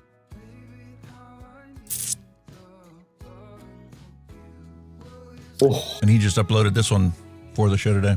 Oh, holy fuck, that's about that. He's got some gorgeous gear. Holy shit, dude. Looks quite big, the other one, doesn't it? Consider what it's sitting in his hand. A lot bigger than your standard all-in-one. Yeah. Still loving that drip tip on there. William Dobson. Here's the Saga.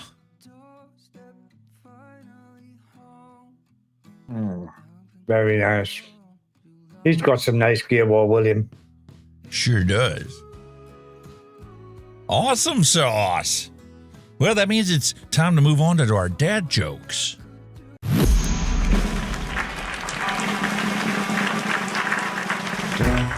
No more despair. I have paid more than I owe. Now what you see is what I give you. If a vapor's been robbed, which detectives are assigned to the case? Sherlock Holmes and Dr. Watson.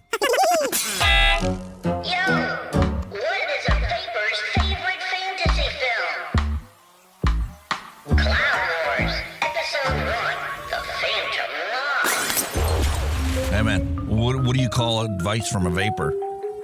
Drip tips. Hey, is that a mechanical mod in your pocket? Or are you just happy to see me? Hey, don't throw your mod at people or else it's battery.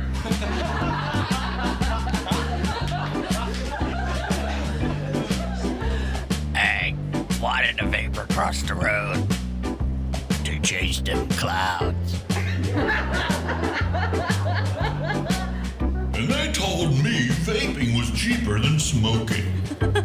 Nope, I don't care. What are you talking about?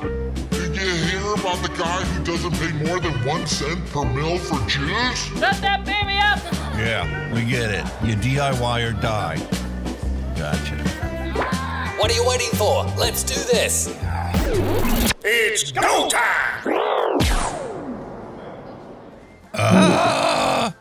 You know, I totally believe in second chances, so if this beer doesn't get me drunk, I will definitely have another. Hell yeah. Up the beer! Up the beer! How Oh, dear. alcohol works. Just squint your eyes. That's cool, that. I like that. Oh. Yeah. Wow. Damn. Looks like Star Wars slurs are finally getting recognized. Clanker, the official slur for AI robots has arrived. Wanker. What a wanker. If you see my passenger door fly open, I'd run, 'cause you done pissed off my 5-foot demon, and I ain't helping. I'm scared of her too. Oh, yeah. Don't mess with I don't her. sleep. I rotate in bed like a broken rotisserie chicken, mentally rehearse arguments I'll never have, and finally pass out 14 minutes before my alarm commits to a hate crime. How true is that? For his birthday, I took my grandson to an orchard, and we stood there looking at the trees for half an hour. Not the Apple Watch he was expecting, apparently. Ungrateful little brats. This is near 83rd and Orchard in West Allis, where apartment building Element 34 flooded. Residents tell CBS 58 several cars were in the underground parking lot. Oh. Were? Let me pull a car. Got it. A new Moy statue just rose out of the lake on Easter Island, confounding scientists. What? Just showed up out of the ground? See? May the fleas of 1,000 camels infest the crotch of the person who screws up your day, and may their arms be too short to scratch. Evil. I was arguing with my best friend, and in the middle of it, she took her glasses off and said, "I don't want to see you right now." That's proper dad joke. I accidentally used my real personality at work today. I'll just take myself to HR. Take your 50 lashings like a good soul. Yeah. How many drinks have you had? Just one. One large one. You say alcoholism? I say liver CrossFit. Prove me wrong. I'd like to thank whomever told my mom that what the fuck means, wow, that's fantastic. Her texts are so much more fun nowadays. Oh, Jesus.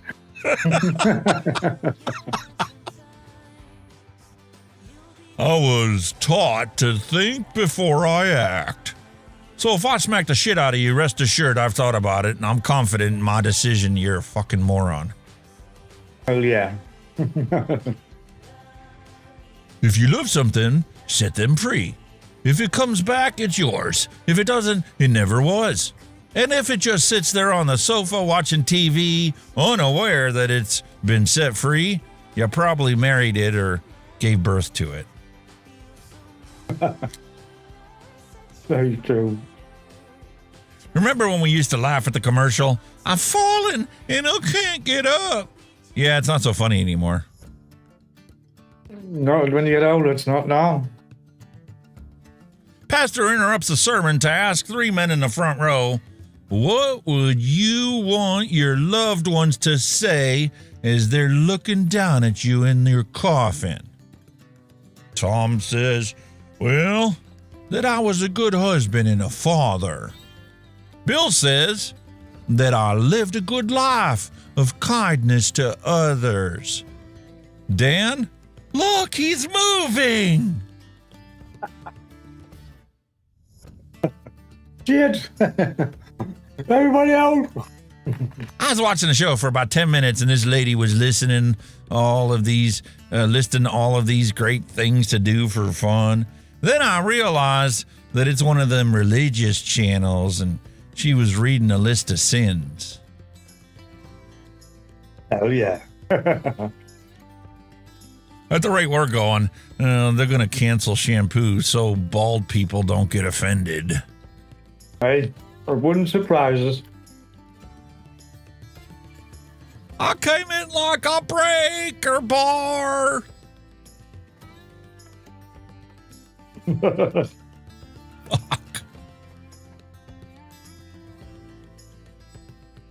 Roll your attack. Oh man, I got one. Rolls. You hit. Oh really? Wow. Okay, then I'm using my +5 greatsword, and I pump some 3rd level smite into it.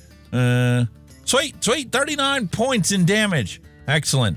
You just dealt yourself 39 points in damage. What?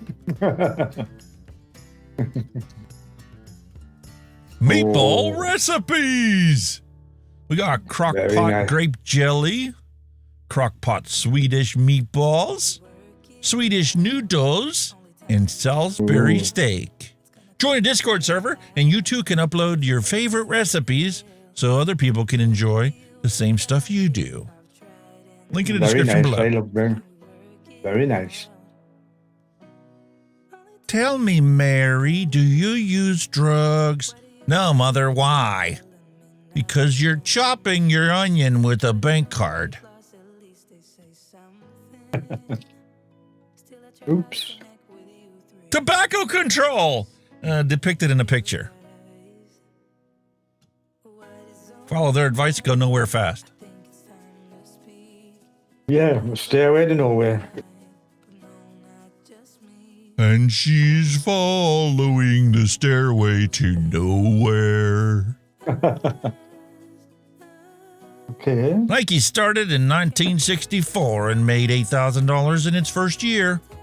Today, it generates $8,000 every 6 seconds, sometimes on just one pair of shoes. I believe it. You hear about those collectors that legit pay $5-6 grand for one sneaker? Oh, yeah. I discovered that my special talent is hindsight. That won't help us today. Yes, I see that now.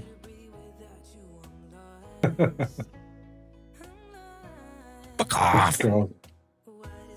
In 1931, at the premiere of the City Lights, Albert Einstein reportedly told Charlie Chaplin, "What I admire most about your art is its universality. You do not say a word, and yet the world can understand you." Chaplin replied, "It's true, but your fame is even greater.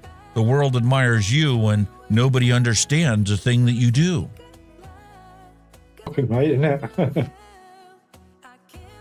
Hillbilly motorcycle, good old Kawasaki. Oh, God. Neither of these do what they say they do. Fuck off, Microsoft. Fuck off, Google. I'm tired of your bullshit. Could you at least tell me the fucking truth on what shit does when I click on it? Or choose not to click on it? Stay signed in so you don't have to sign in again next time. Don't show this again. Yes. Why do I have to keep fucking logging back in? Use passkey to log in so you don't have to ever log in again.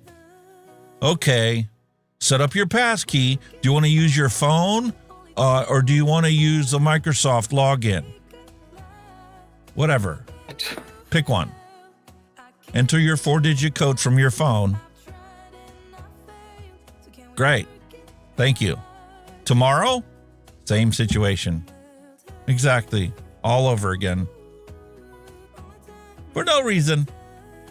Because they're looking out for your security interests. I'm the chief kick-a-bitch from a slap-a-hoe tribe. Oh, yeah.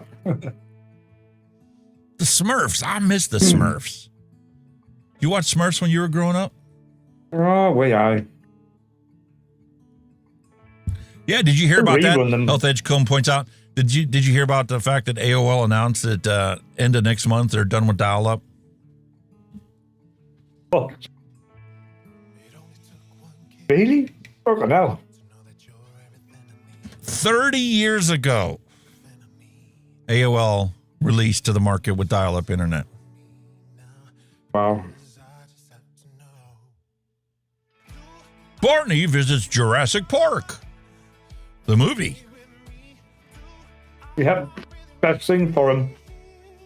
Take this picture and upload it to Grok AI so that they can create a moving image for you.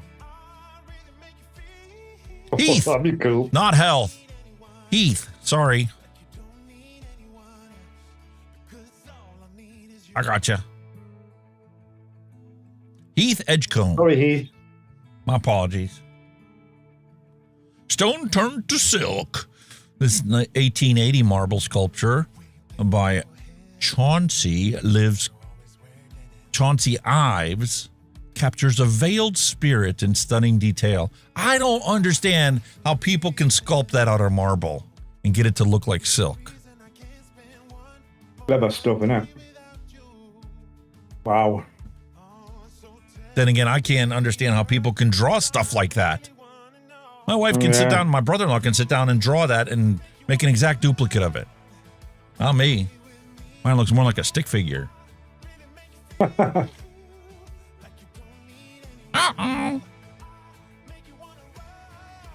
she creature. How many of you remember using this disc to play Wolfenstein 3D? No, remember using the disc, like, but it was for a number of the games. That's the original game that was ever put out to the public. Really? Remember at the malls how they used to have these little booths set up where you could go buy different games, and that's all you bought was that floppy disk? Yeah. I've been flashing my boobs at the tomatoes so that, they turn red from blushing. Has it worked? No, but my cucumbers are enormous. Something definitely worked.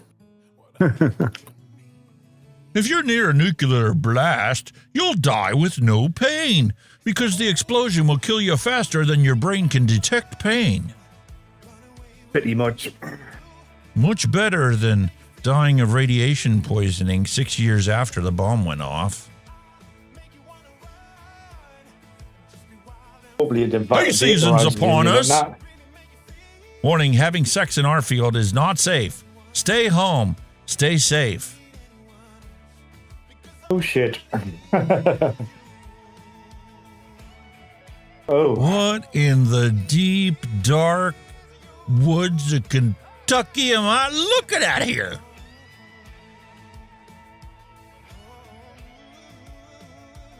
What on earth? I feel like I'm playing Red Dead Redemption, and I visited the trapper and had to make this for my girlfriend. Pretty much. Oh dear.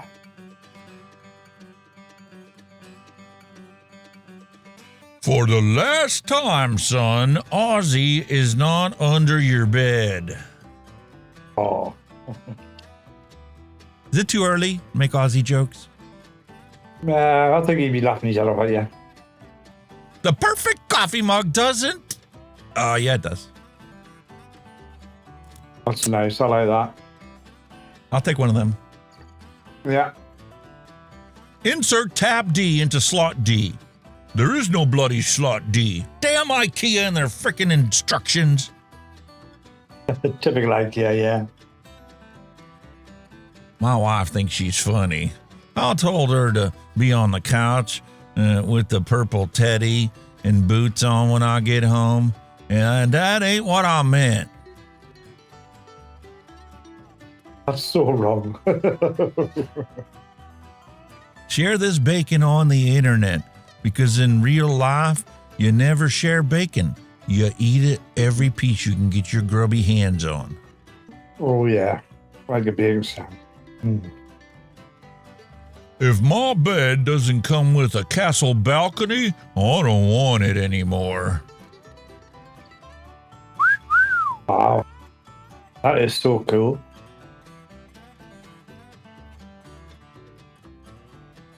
There have been reports of black widow spiders being found in grape containers. Bacon would never do that. You'll never find spiders in packs of bacon.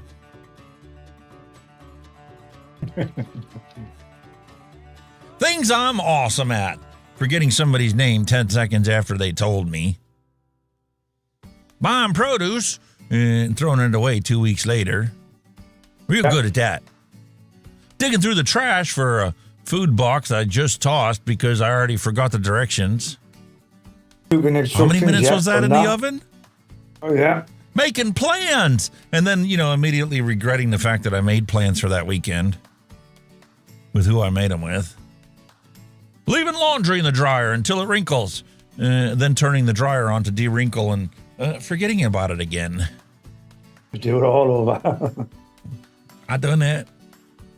Calculating how much sleep I'll get if I can just fall asleep right now.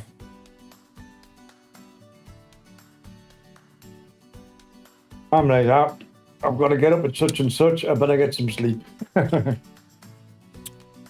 When someone tells you to enjoy your Monday, I'm not capable of that emotion. Oh yeah, totally agree with that one now. Monday, I gotta get ready for Tuesday's show. And I'm usually fighting all the updates. Like the graphics driver that just came out this morning. Everyone gangsta until Denmark pulls out their MG3 mounted assault tuk-tuk. It's not the vehicle I'm afraid of. The size aren't of it, Jesus.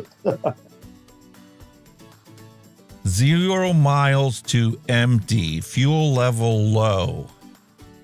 How many of you have a spouse that tries to accomplish this on a regular basis? Yeah. I don't know what it is to put fuel in. No, it runs on fresh air.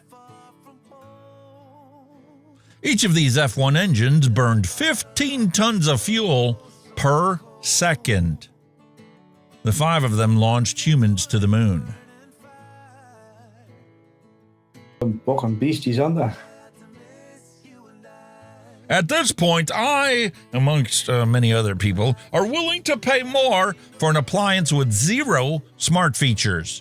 Just physical knobs and buttons to control everything. I'd happily go for that. Can I get a computer? Can I buy a computer today that had 0 AI on it? Like a Windows 7 operating system where, if something is not the way you want it, you change it and it stays that way unless you change it again. It doesn't magically try to help you out and change for no reason in the middle of when you're trying to use it. Yeah. Like Kenny's microphone and his audio and my Bluetooth headset. You want to connect to your phone? No, you're connected to the computer. Why are you asking me to connect to something else? You can't do 2 things at once. 45 years ago, Xanadu was released. Wow. William Dobson, hello and welcome. Running late a little, mate. Better late than never, he says. All right. Olivia Newton-John. Wow. That's who that was. That's right. Hottest Aussie I ever knew. If the Dukes of Hazzard premiered in 2025, that's what it would look like. Shit. General Lee would be a Tesla. Damn, it's hot. My tits are melting. Yep. Sure is. So clammy. Read this out loud. This is this cat. This is how cat. This is to cat. This is keep cat. This is an cat. This is idiot cat. This is busy cat. This is for cat. This is seconds cat. Now go back and read the third word in each line. This how to keep an idiot busy for seconds. Thanks. Love you too. Sorry, I can't make it to work tomorrow. Mechanic says I clearly have a blown motivator. Loose screws, no filter, and my tank's empty. Working on fixing it now. I might send that to me fucking boss. Skyscraper in London accidentally melted car parts in 2013. Its glass facade reflected sunlight like a giant magnifying glass. True story. Wow. The reflection of it. On strike, stop vegetable abuse.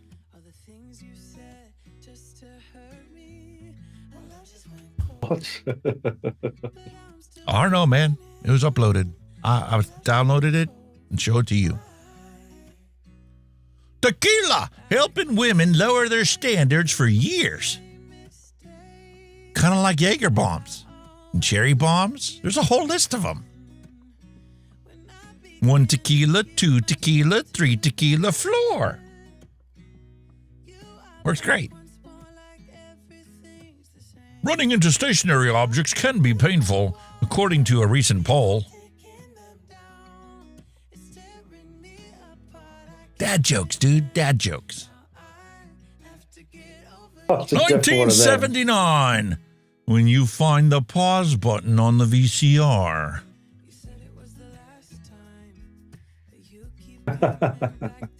Sigourney Weaver.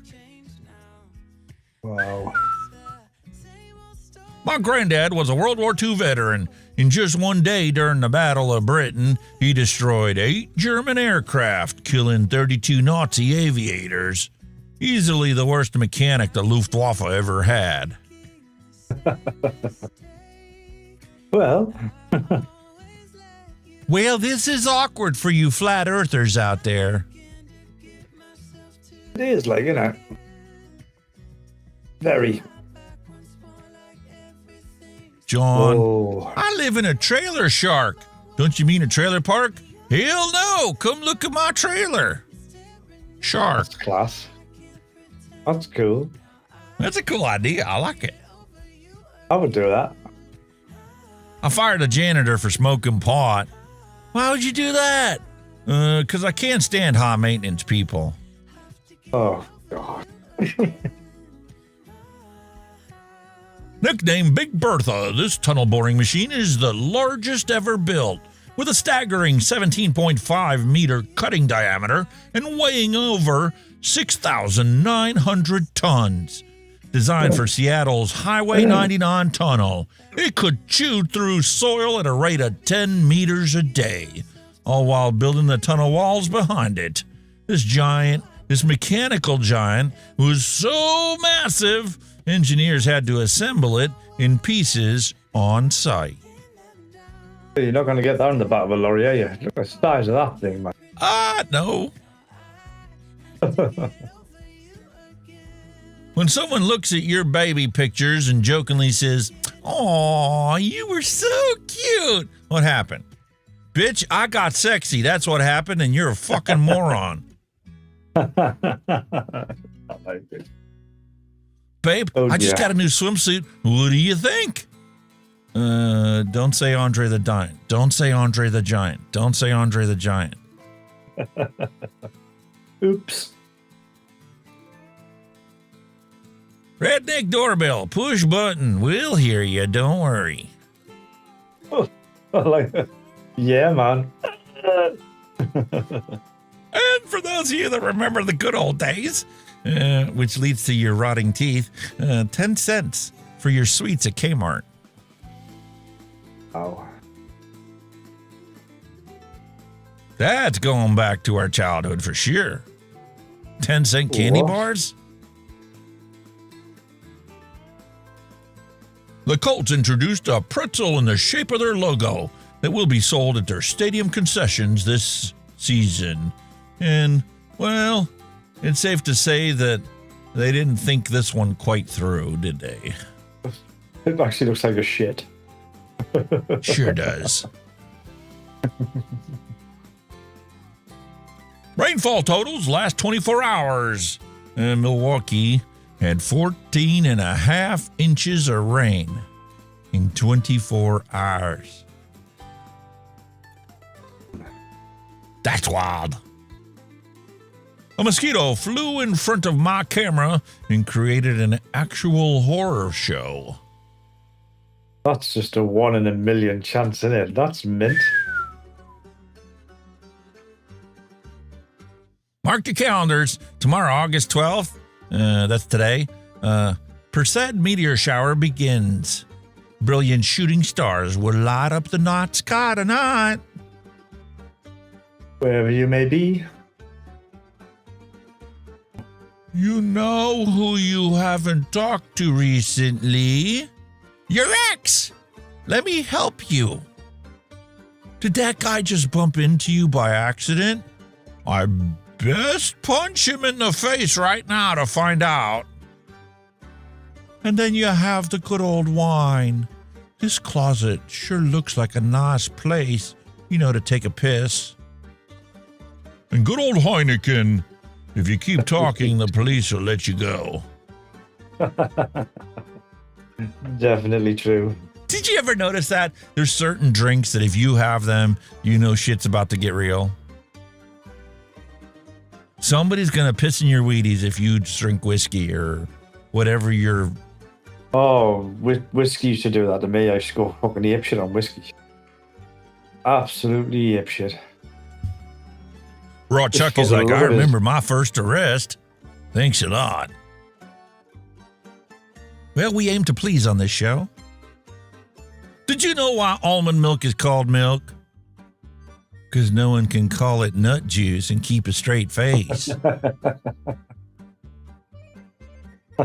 Me neither. The difference between me and Superman is he has supervision and I require supervision. Yeah. After last night's Packers preseason opener, I hope this is the first UPS delivery to 1265 Lombardi Avenue tomorrow. Stick-'em spray adhesive. Ooh. Ooh. I think he's in the wrong profession. With his unique set of skills, he ought to be in the circus. Holy fuck. I'm feeling overworked and under-intoxicated. Better have a beer and a campfire. Sign me up! Kind of guy. What the fuck kind of world we living in, dude? When stirabouts work clockwise and counterclockwise? Talk about being idiot-proof. Jesus. Kind of like the left-handed spanner wrench. Yeah. For sale! For sale! I finally decided to part with my Appalachian canister set with lids. Like new. Serious offers only. $50 or best offer. And don't try to Jew me down. I know what I got.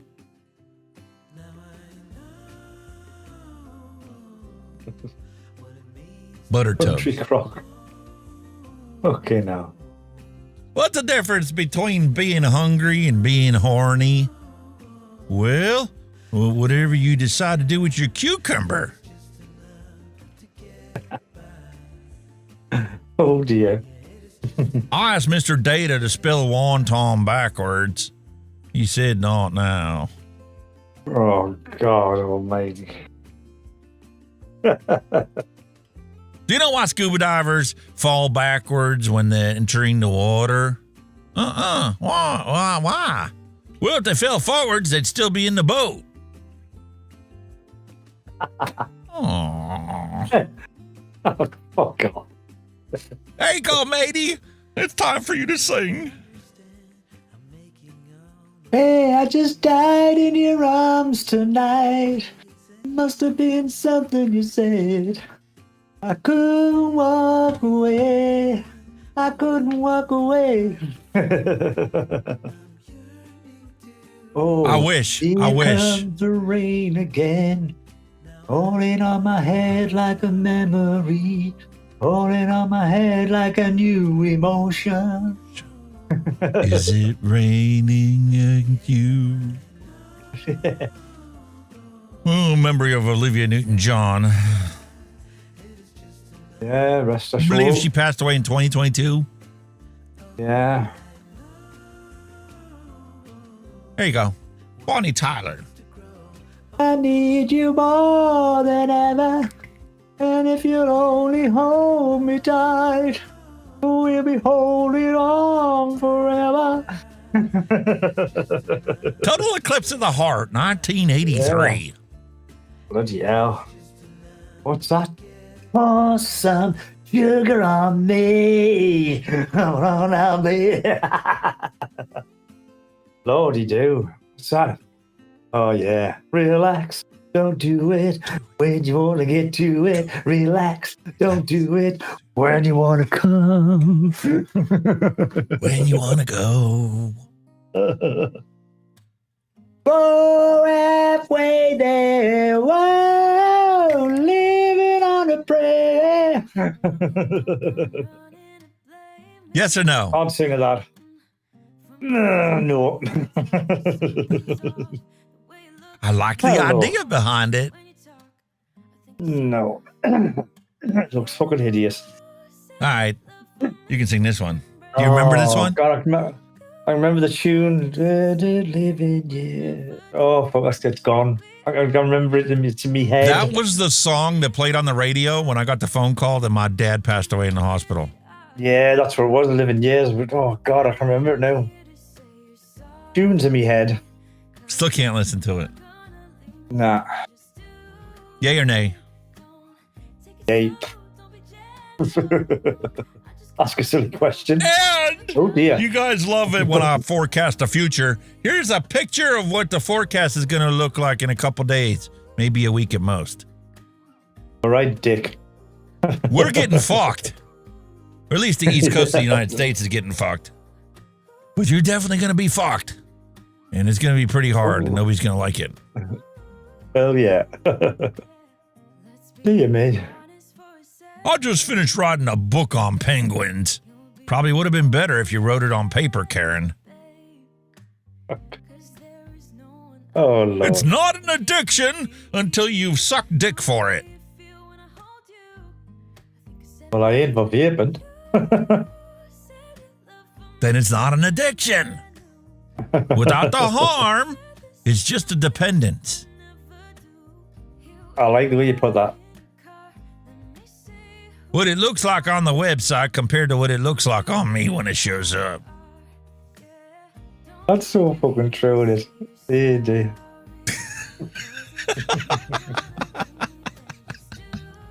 Yeah, right. Don't show your wife. Yeah, don't show your wife. She'll take it personally.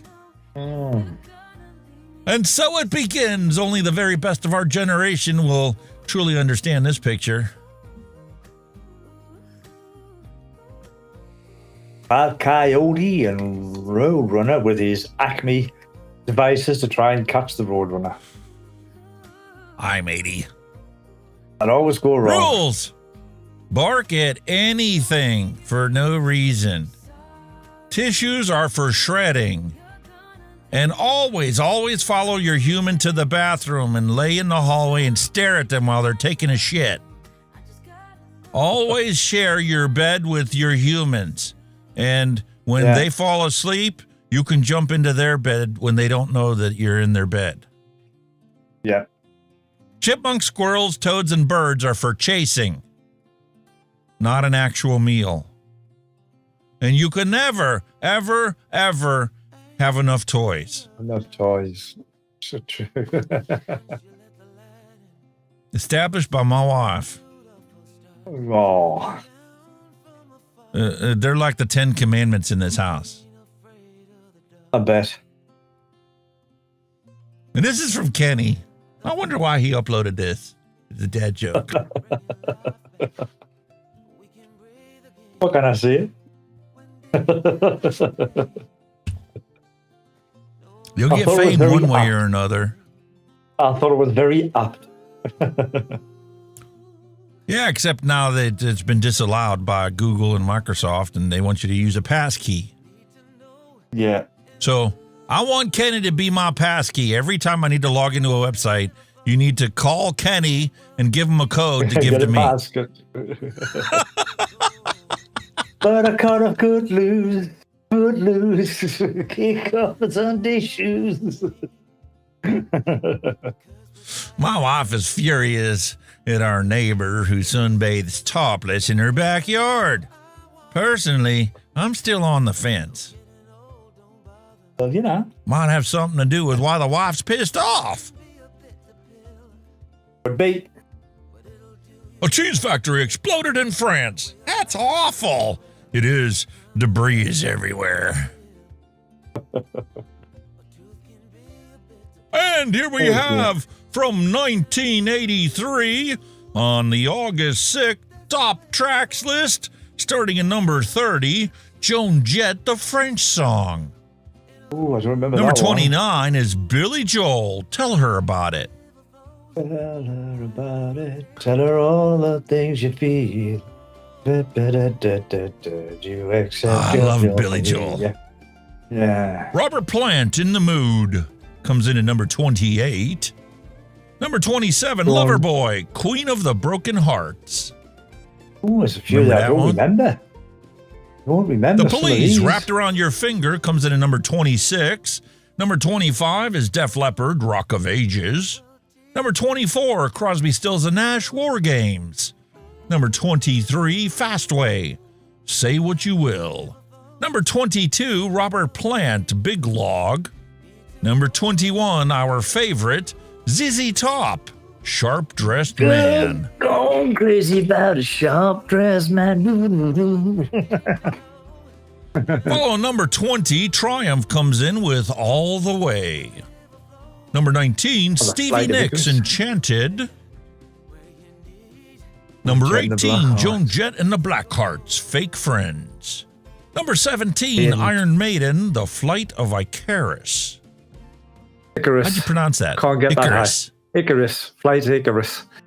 I can't sing that one because I can't get that high. Oh, I can't get that high either. No. Maybe if the dog grabbed my balls and tried to drag me outside to let him out. Yeah. Number 16, The Eurythmics. Who am I to disagree? I traveled the world and the 7 seas. Everybody's looking for something. Yeah, I remember that one. Up at number 15, we have The Fix, Saved by Zero. Number 14 is Joe Walsh, I Can Play That Rock and Roll. Number 13, Talking Heads, Burning Down the House.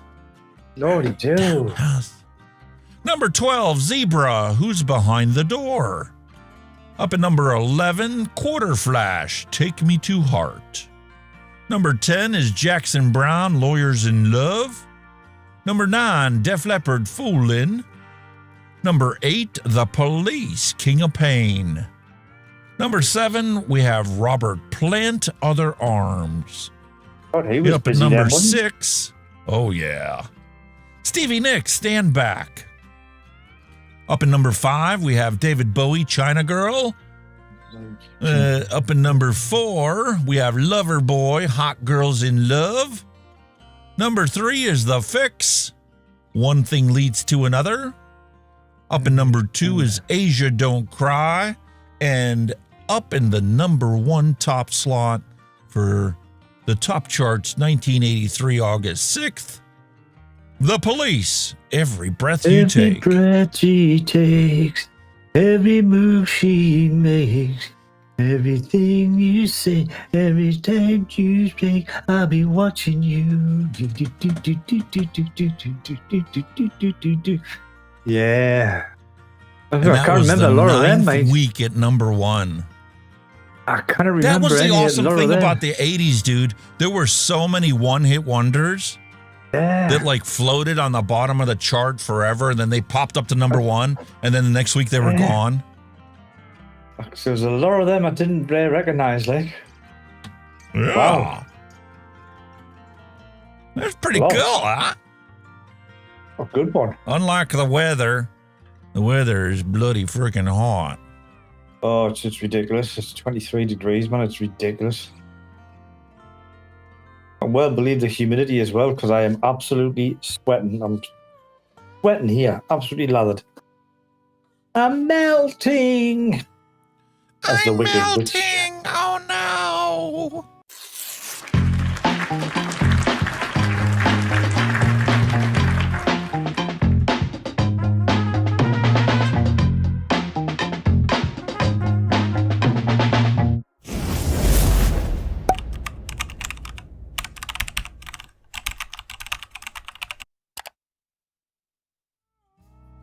Starting with our uploaded pictures for this week, Takagawa gave us some beautiful ones to take a look at.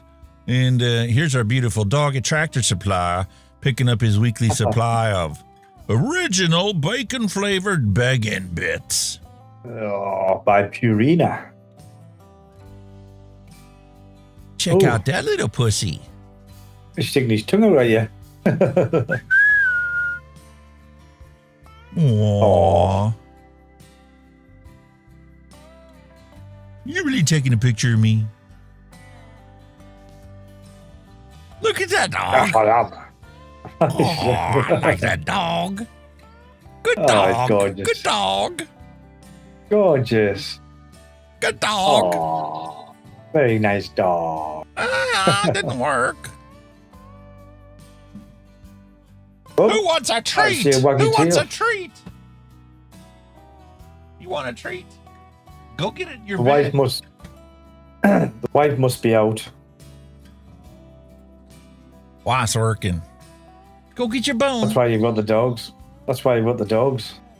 Yeah. Well, and then pick it up. Oh, one's had a yawn and then, oh, yeah, he's just got, oh, is Maggie going for it? No, she's got to cuddle it. No, just looking at him, thinking, well, what do you reckon? Should we eat it or not? Well, if you don't want it, I'll come and get it. Jesus, that wouldn't last that long with my dog. Would be gone by now. You're just right into that. Okay, so what's the deal? How come OBS did not connect? What happened? StreamerBot did not connect. See everything from here. Seems like it's running okay.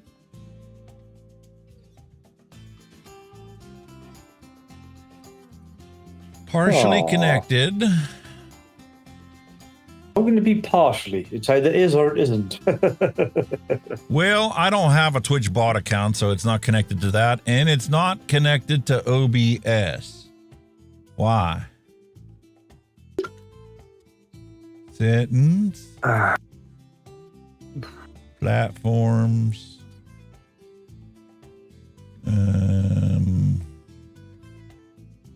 Integrations. Where is it? HTTP, UDP, WebSocket. No. Settings. I honestly don't remember where the heck it's at. It's been so long since I've had to set it up. Portable OBS disconnected. Let me guess. The IP address changed again. Nice fucking model! Thank you. That was wonderful.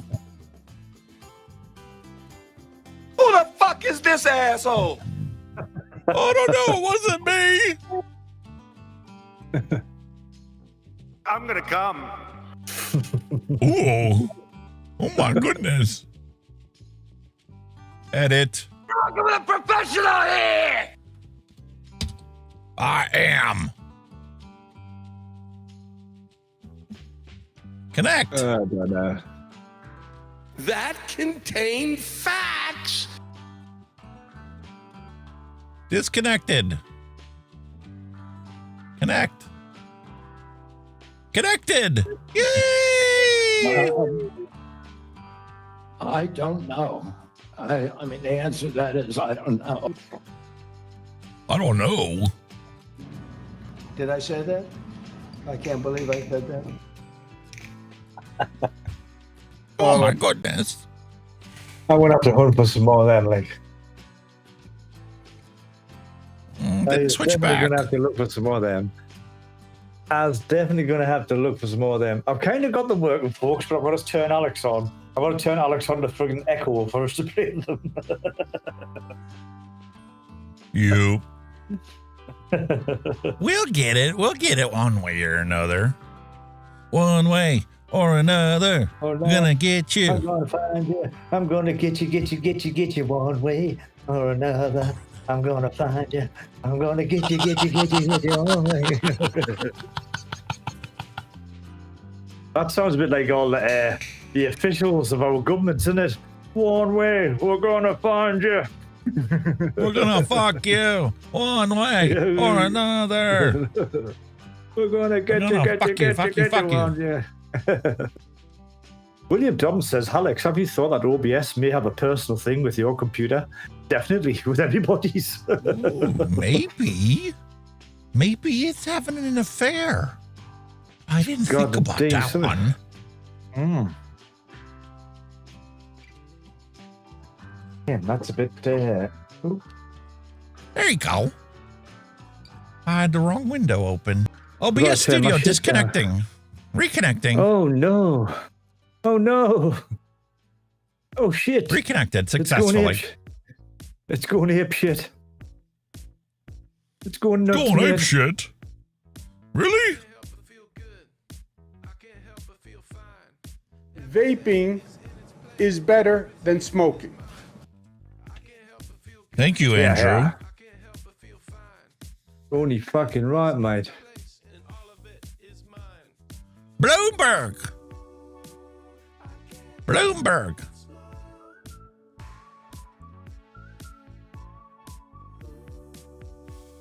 Oh dear, that's a bit too much. Oh, that's a bit too much.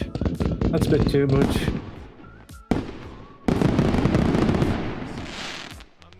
Somebody's celebrating because they can't see you. That ain't right. I'm having a fuck about, son. Because me light, when I've done me fucking light, it's fucked it up. Whoop, here we go. These sliders are really delicate.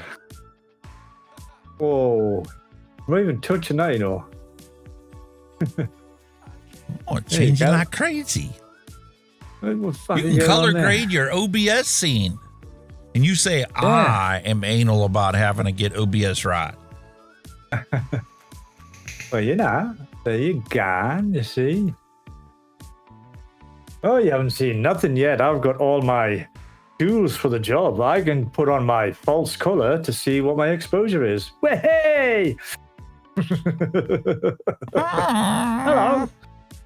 You're getting too fancy for me. I don't know how to do that stuff. Well, you can put a waveform on, and that'll tell you where you see my head move in the middle. Oh, I can put Bring up the highlights. Put my wee vector scope on, you know, and see where I am there, you know.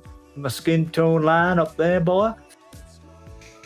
And then for your exposure, you can high on your zebras. But my zebras ain't coming on because I ain't overexposed. So there you go. Play solo, kick a bucket, right on stream. Ooh. Now I know how to compare the other one to. If it lasts longer or not. Cool. If I was like Daniel, I'd have a spreadsheet to record all this stuff so I wouldn't have to repeat it later on. Just revisit the spreadsheet. He's very technical. He's very technical. Let's get to the retro vape. We didn't do that last week. We ran out of time. Ooh.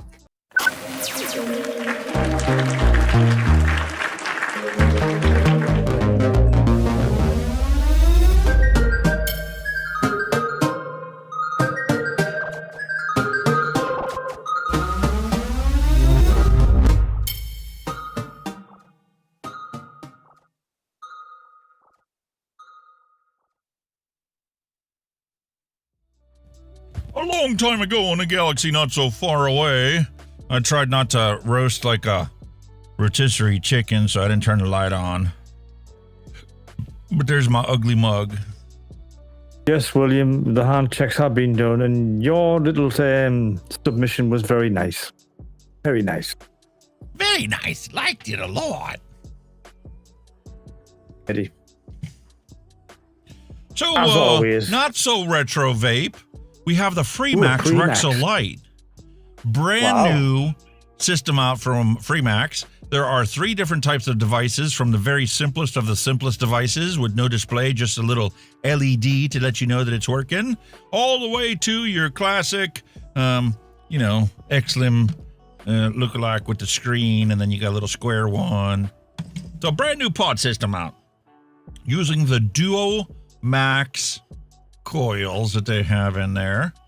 So we're going to take a look at that one today, and I'm going to fill this up with this beautiful Twisted Salt. This is the papaya pomegranate combination that was sent to me.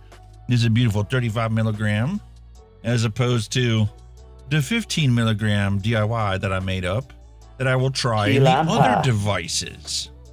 Oh. So I want to show the barcode. Yeah, don't be showing shit like that. Exclamation point sensor is what you do if you ever happen to see that on the live stream. Come on. Exclamation point sensor. Yeah, go ahead, try it. See what it does. Oh, I've got an open thing, haven't I? Hang on a minute.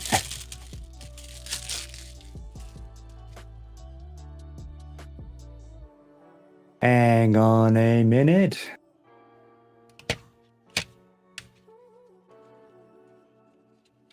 All right.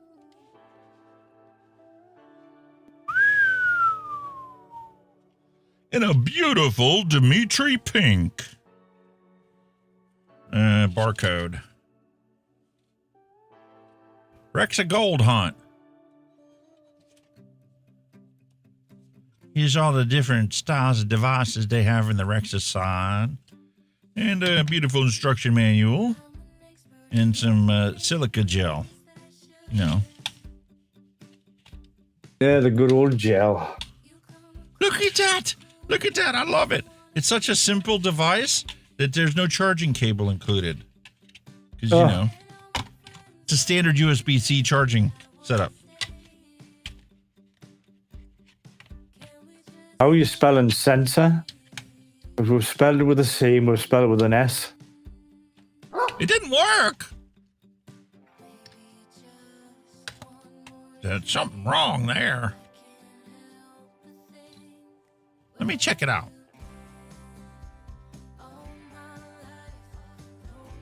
Interesting.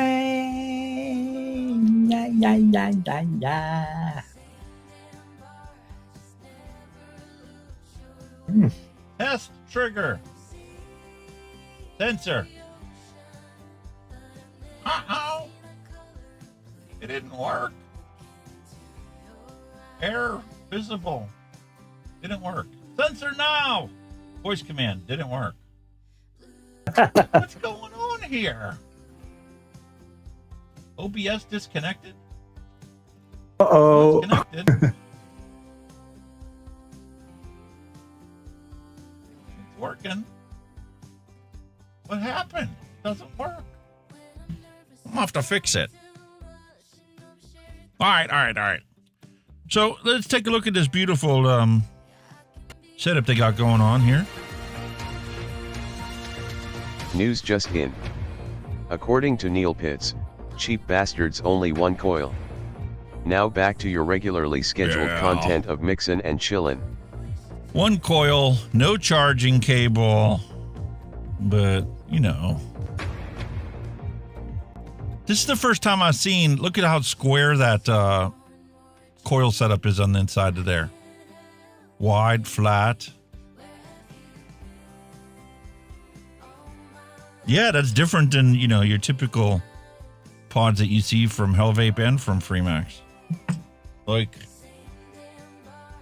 here's the Hell Vape one.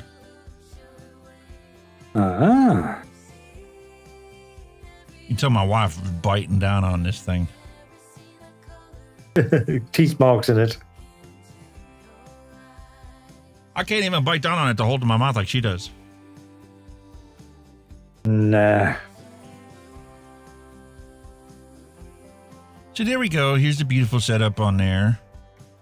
Look, a sliding fill top.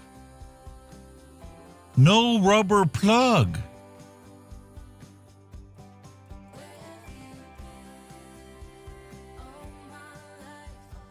Ah, that's weird too. Fucking.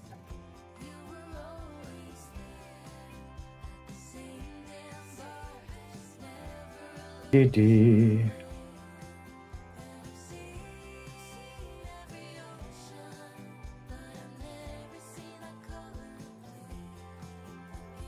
Well, we don't have any spillover, so that's good. That's cool. I like that. Just a sliding fill system.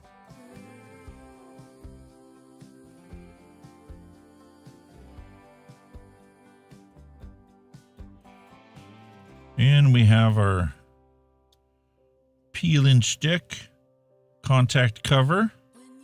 And drop her in. She reads the coil. Adjustable airflow.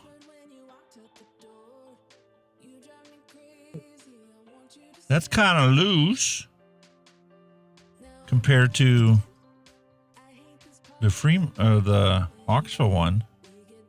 This is, see how it like literally like sticks to the position you put it to. Gotcha. More tension than this one.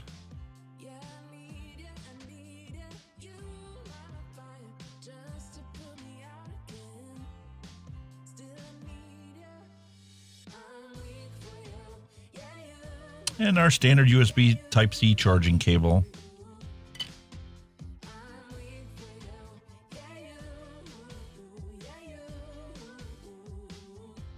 Charging cable standard.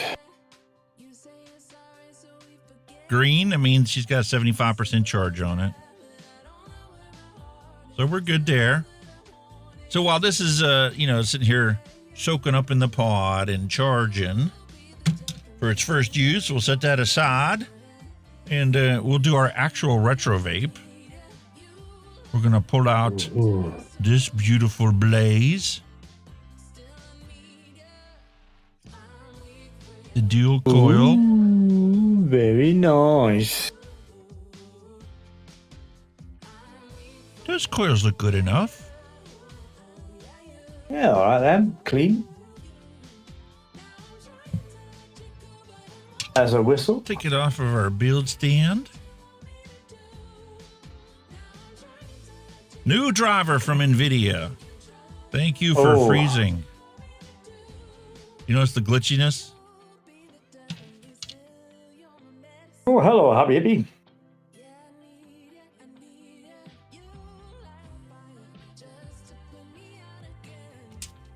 Wow. Kenny the Vaping Heat, hello. Happy Hippie, hello.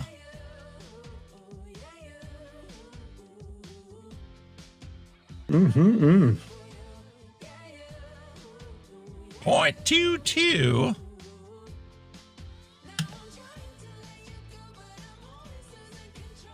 Man.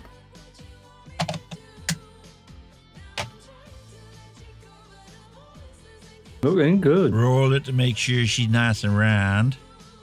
Slide her through. Oh, are they burned in by? Are they burned in by any chance? These are used ones. Oh, good. Oh.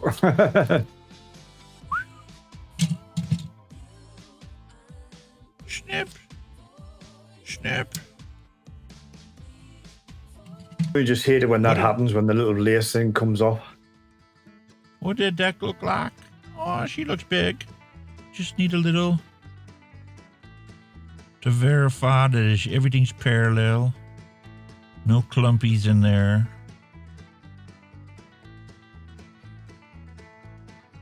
Nice little undertickle. A little bit on top.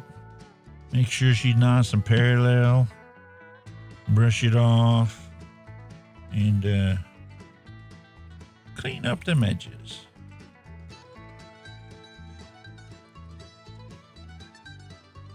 Very nice. Grab it and tuck it.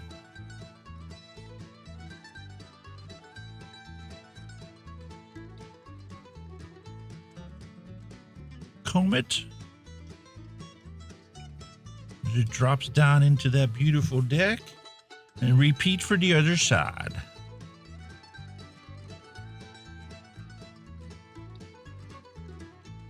Looking good. He's looking good.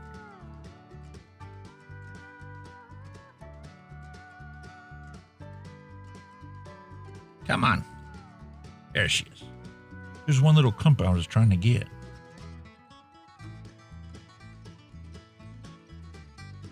Brush it in from the sides.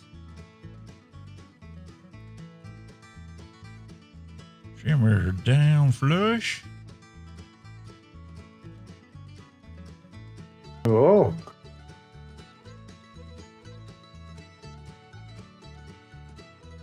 Get down in the hole.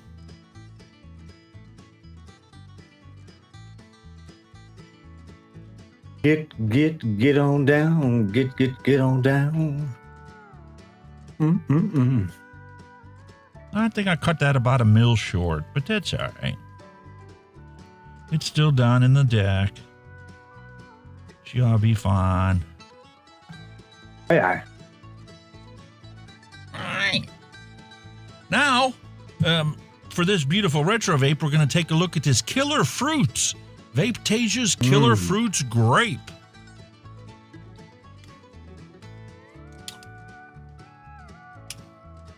Yeah. Don't mind a bit of grape now and then. Ooh, that's a tasty grape. Ooh,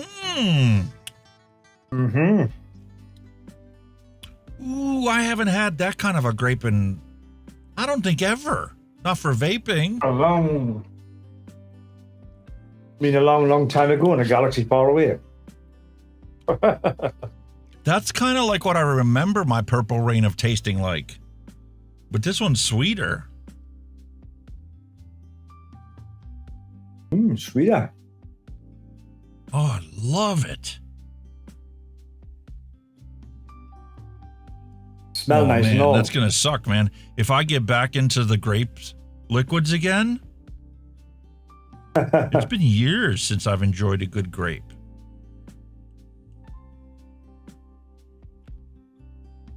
I sent you the Purple Rain I had because I had multiple ones of it and it was just like, I don't want this anymore. But you'll find that though, where you haven't vaped a flavor for ages and all of a sudden you'll just revisit and think, I still like this.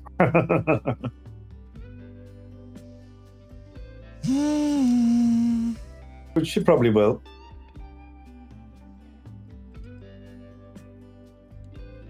Slide her over top of that. Drop it down and screw it down. That's something that they've changed on the tanks nowadays. That's that center chamber. They made the O-ring and the slot big enough that once it's inserted in there, it doesn't come out. Yeah. Oh, the screwy top. I like screwy threaded top. I like them.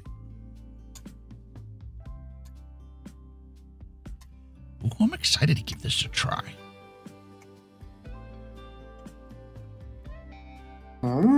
Looks quite nice, like for gravy. Thank you for sending that over. Vape-Tasia. Awesome.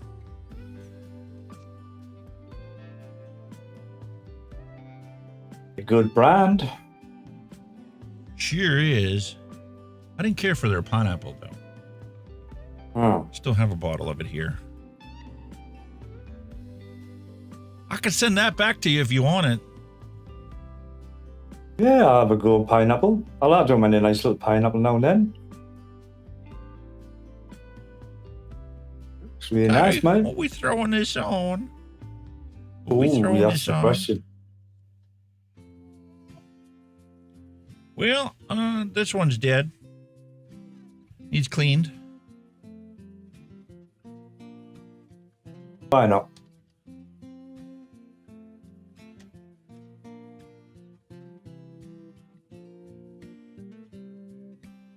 Sits on there nice and snug, matey. Looks alright. Silver and grey, but yeah. 0.21. Are we sure about that? Let's change the battery. Well, it was only what 0.22 on your thingy, so it's not far away. It's probably right, but I figured I'm going to enjoy this. I might as well put a fresh battery in it. If it was 0.11, I'd be worried. Okay, so 3 clicks, settings, LED on. Oh no. Oh no, he's putting the bloody flashy lights on. No wonder your batteries don't last 2 bloody minutes. Flashing. Oh, he's got it flashing. Oh my god. Give me strength. Oh, always on. on. Breathing. Oh. How do I get to the colors? You have to go to select one first. So there you can. Oh no, you were gone.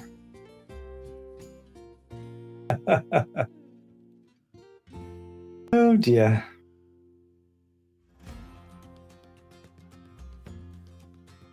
What do you think, breathing or flashing?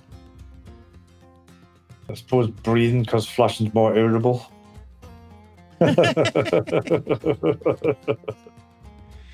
Aye. Exit. 0.21. Oh, look at that puff counter. 9.99. Puff reset. Reset. Reset. Exit.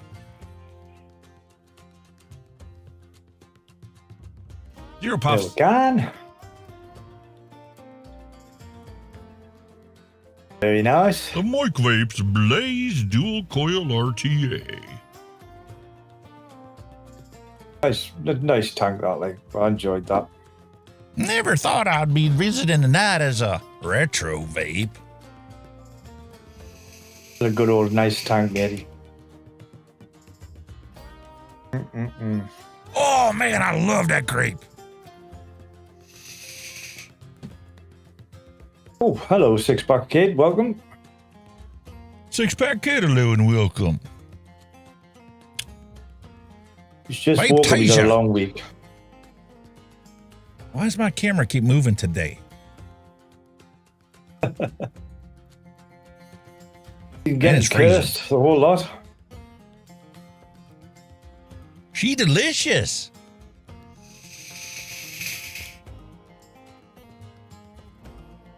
So how would you describe the grape? Proper fruit or? Kind of like a Jolly Rancher. A grape Jolly Rancher. Jolly Rancher.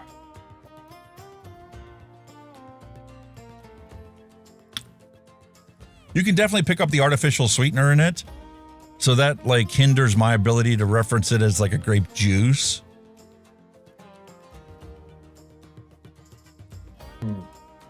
It's not really a white grape. It's not a red grape. It's an artificial, like, grape candy.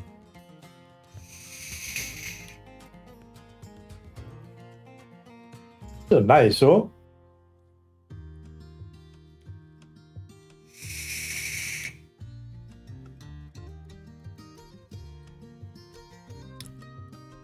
And I think I'm going to leave it at the 70 watts. I was thinking that might be a little high, but I like a nice deep inhale, especially when I got a 3 in there.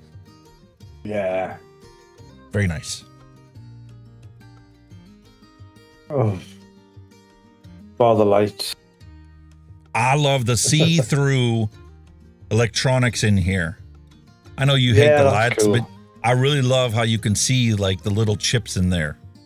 Oh, the board, yeah, it's a cool idea. That I like that. Max a Solo. Very nice, sir. Awesome. Seal of approval. Seal of approval, boys and girls. So here we go. Here's the Hell Vape VC. Filled up with our key lime pie. This has 30% flavoring in it. This is the high percentage we mixed up before. And I mixed this up as a 15 milligram using Salt Nick, which is my 50-50 based secret sauce. So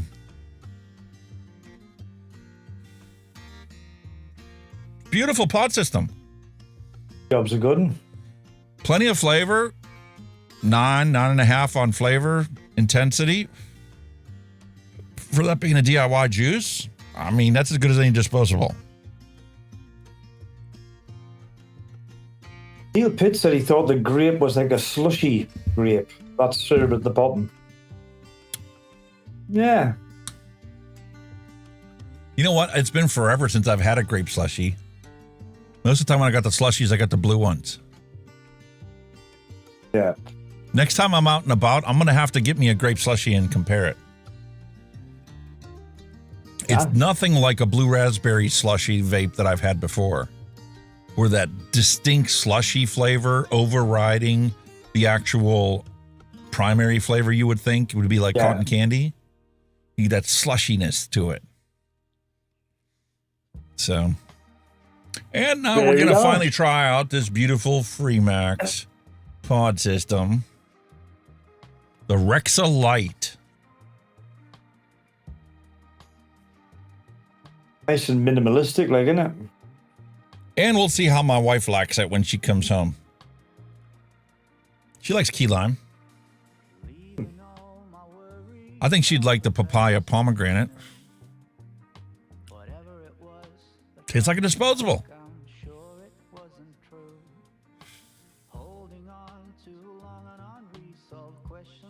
Good flavor. That's all you need of it, mate. Flavor's good on it. And this pomegranate papaya tastes just like the disposable that she was vaping last week. She had to go out and buy one. She walked in, she literally had, like a 5-minute break. So she ran to the vape shop a couple stores down and said, just give me a disposable vape, whichever one you got. Whichever one's the highest puff counter that you got. Puff count. They handed her one. It didn't even last her a week. It was like a 30,000 puff device. Made it like 4 days. Paid $42 for it.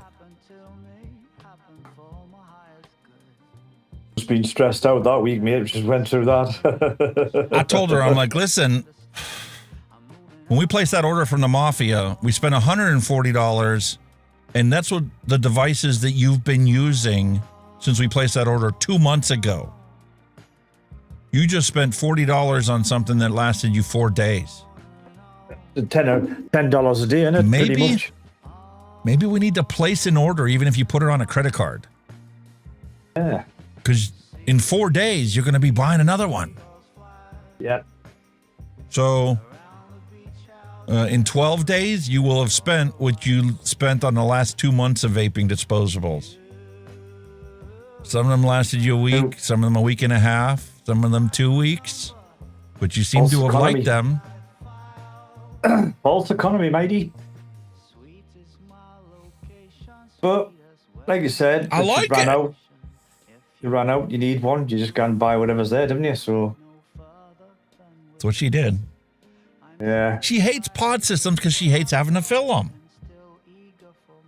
And it sucks that, they only included the original pod. They didn't include a spare. Because if they included a spare, I could fill both of those up for her and give it to her. And then when she comes home from work, refill both of her pods. And she would guarantee to be able to get through a whole day. And if one was empty, she could swap it off for the other one.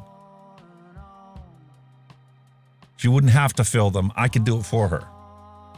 Exactly. That would save us a crap ton of money, but you know, sometimes it's more about the convenience than about how much they rape you in the store when you walk in. Well, this is it, isn't it? You're technically paying for the convenience anyway, aren't you? So. Happy Hippie's like, It's a I'm shame. drenched in sweat today. This is ridiculous. I thought we were Honestly, done I with the summer. I am clammy as fuck. Honestly, it's fucking boiling here. 64% humidity. Fucking clammy, mate. Well, it ain't any better here, dude. It's 36 here and 45% humidity. Fucking hell. And I wonder why, you know, the air conditioner can't keep up with it. Alexa, what's the studio temperature? The current temperature in the studio is 76.8 degrees Fahrenheit. 76.8 in here. Go on then. Alexa, what's the temperature at Gateshead at this time being? At the moment, in Gateshead, England, it's 22 degrees Celsius. Tonight, you can expect a low of 14 degrees. I wish you would hurry up and go down to 14. God. I'll trade you my 36 for your 14. Nope. Fuck you. Hell no, hell no. You can keep that, mate. You can hang on to that shit. I'll try and get some All right. sleep tonight, mate. Time for a random recipe.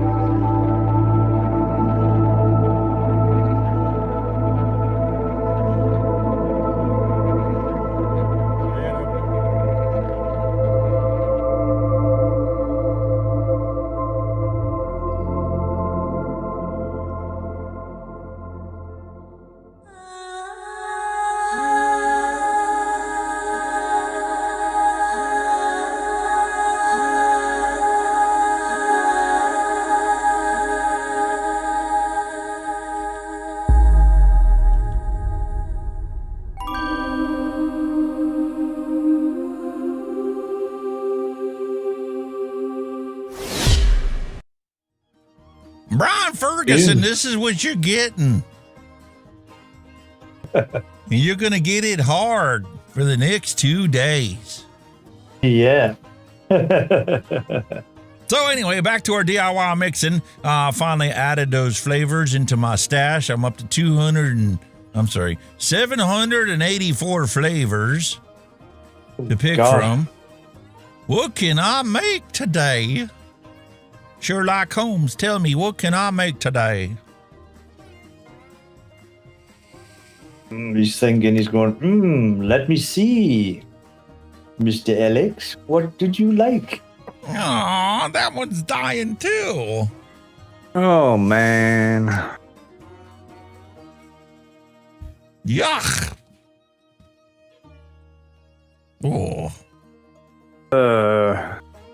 Have you got that horrible burny taste where your coils are dying? Take it off the mod, so I do not even think of using it. Put it next to the other one that needs cleaned out.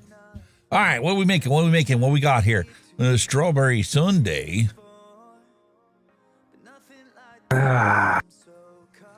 Oh. Vanilla bean ice cream and whipped cream. A lot of strawberry there. Sweet lot of cream. Gonna be a steeper 1% that, like super sweet. Yeah. But that'd be a nice flavor. I haven't had a good strawberry in a while.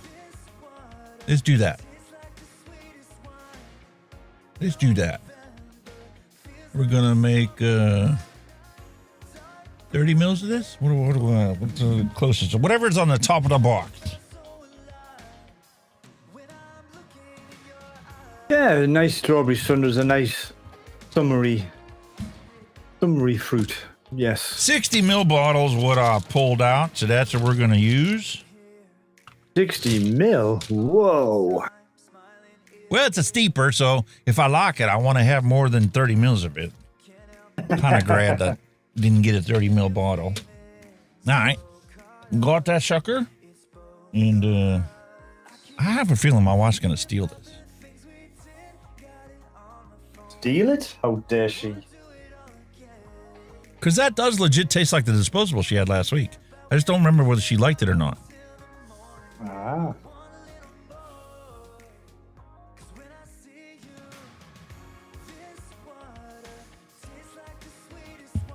This little motherfucker has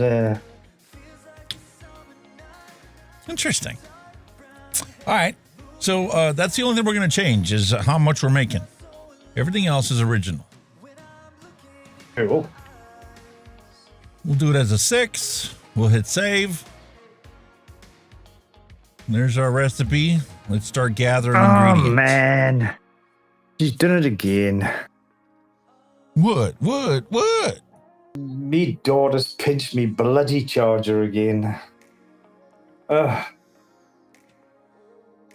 2 mods that need charging. And she's buggered off with it. Mate, that's why I grabbed me a multi-pack. I went on Amazon and ordered a 4-pack. He's a little so-and-so. So I left one out on the counter that I get used all the time and get stolen once in a while. And whenever I need to charge my stuff, I reach in the drawer and grab one of the other 3. I've got chargers, the shitloads, but because mine is a fast charger, they dive in and nick mine. So just buy one off Amazon. That's why they do it. Mine's a fast charger. How you like adulthood and parenthood? Feels good, don't it? It's shit.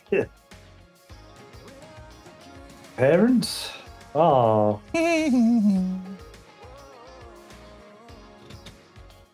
was at my Uncle Dougie's funeral yesterday. That's why I had a day off yesterday. And you know, like, he didn't have like a vicar, he had like a humanist, you know, they'll just talk about your life and all that shit. There's stuff about my Uncle Dougie I never even knew existed. He was actually a boxer. He had his boxing license. I went, get to feck. Really? He was a boxer. Yeah. He was a boxer. He did 2 years in the Royal Navy. And when he was at school, he was pretty good at school. You know, he was academically, he was quite clever. Him and another pupil got picked to go on an adventure in the Arctic. I thought, you know, weird what you fin do, isn't it? Yeah. One of my schoolmates from back when I was in, whole time I was growing up, actually, his dad just passed away yesterday. Oh. Feel bad for the dude. I remember the day my dad passed away. Seems like it was yesterday, even though it was more like 30 years ago. Yeah, it's something you never forget at the end of the day. I think it's just something you learn to live with, isn't it? It's something you never get over. Up to now, touch wood, my parents are still alive and kicking, so not in the best of health now, but they're still here. I grabbed the wrong marshmallow. I need Capella, not TPA. You need Capella marshmallow, sir. I need TPA ripe strawberry and sweet cream. Very nice. Pardon me for being so rude. It was not me, it was my food.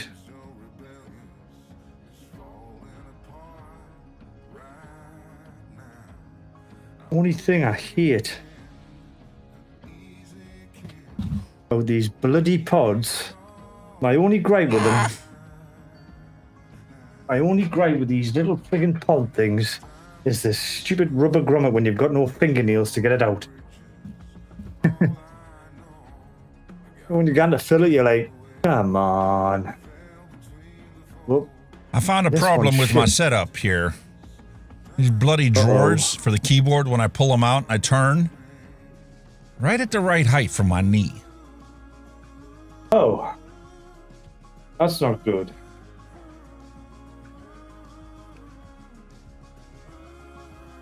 Come on, little I fella. have vanilla do bean this. ice cream and whipped cream. Ooh. Them two on their own sound bloody good, mate. We're good. What Okay, is? so all I need now is super sweet. I'll tell you another thing as well. As much as I love vaping, I fucking hate fucking vape juice. Now it gets everywhere. Oh. It's horrible. Yeah, I'm upside down. Thank you for that.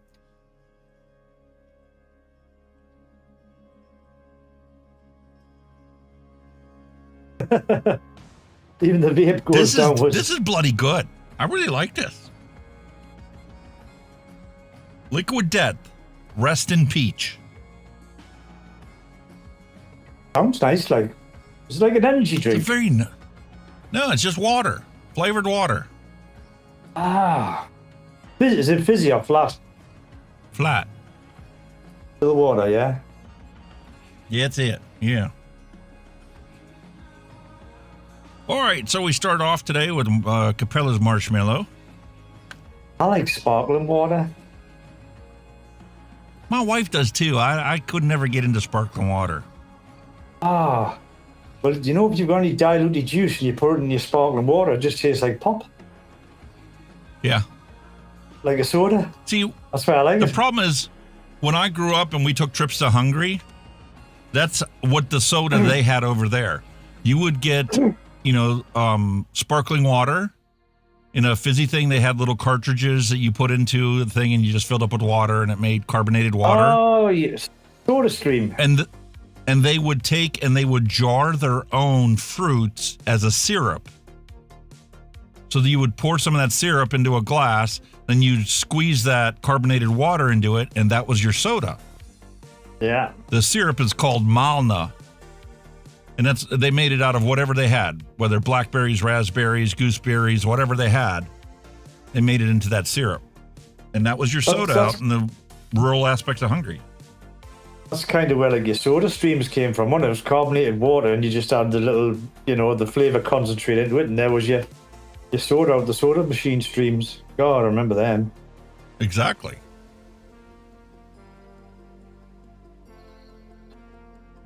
Okay, next up we have Strawberry Ripe from TPA.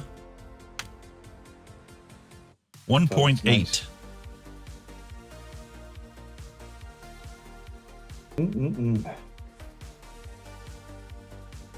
This is the second bottle that I bought. I originally had a 30 ml bottle, then I got a 60, and I think the last time I placed an order, I mistakenly got another 60. I ordered the wrong one. APA, it'll never come a waste. You'll still use it eventually. I sure will, especially in the strawberries. All right, now we're going to need some sweet cream. APA, 1.2. This is the original one. Oh, this.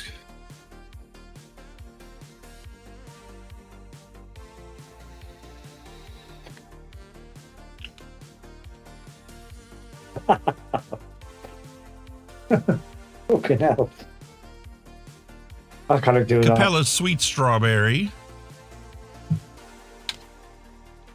1.8.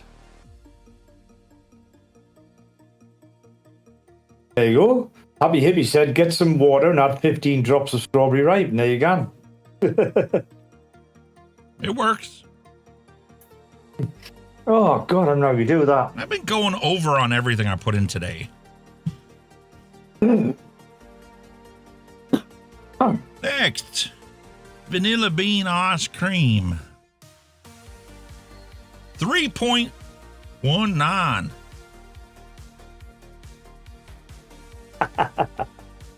Okay, love it. I don't know how you can do that. Oh. What's that? I suppose it makes me nose run. Depends on the juice. I've just vaping and I look at myself, I've only got one nostril. Clay, it looks funny. Sorry, I'm laughing. I've done it before too. I've done it when I recorded a product review and I was doing it. You could tell those only come out of the one side. I've only got one nostril. I'm like a right spacker. How the fuck? It doesn't feel blocked. Fucking dick. Oh, God almighty. All right. All we need now is our sweetener. I still got some of the Capella sweetener. We'll make it original recipe. Super sweet. Ooh, super sweet. 0.64. This is the one that runs out of here. So I got to squeeze the bottle, then turn it over, and then let go of the bottle. And now there's a vacuum in there, so I can somewhat control it. 0.64. 5.62. Is it going to go up? Yep, it did. Not much left in that one. And I burned through the Purellum one, too. There's enough in there for a couple more recipes, man. Oh, yes. Oh, yes, for sure. Okay, so what else we got? Oh, our secret sauce. I didn't put any of that in yet. Oh, the secret sauce. Hell no, man. Gotta get a secret sauce on. 3.73.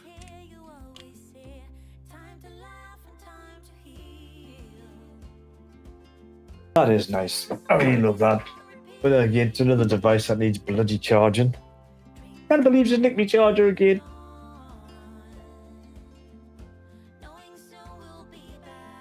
I like this fellow as well. I've broke it like, but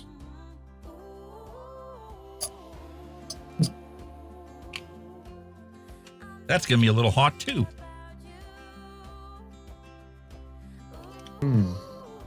Tight, ain't gonna bother me. All right, we got all our flavorings in there. Got our secret sauce in there. Now all we need is 4 mils of PG. just to enhance that flavor. To get our 70-30 ratio. 4.2.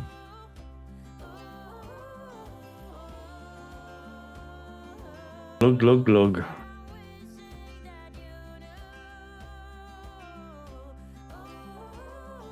The hippies coming and saying how oxidized your nicotine is.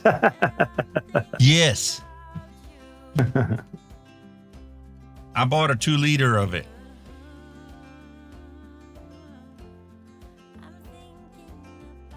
All right, so now we got 53 of our vegetable glycerin. Yum, yum, yum. Top that baby up. Get up. Hang on, no, man. Oh, it's jumped out. Job done. It certainly is that, Stanley. Lovely. Good old shake.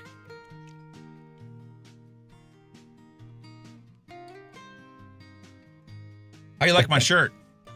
Wife gave it to me yesterday. The emotional support husband. Do not pet. Oh, I'd have put please do. There you go. Job done. Strawberry sundae. Glorious. Awesome, awesome.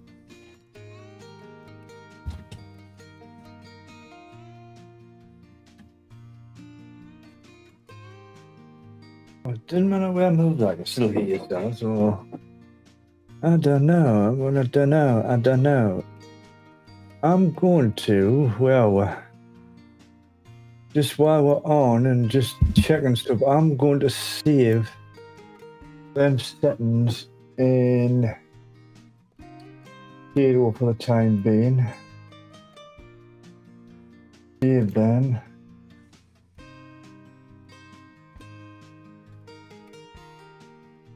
Yes, oh man, no man. Save that. Strawberry Sunday, born on date is August 12th.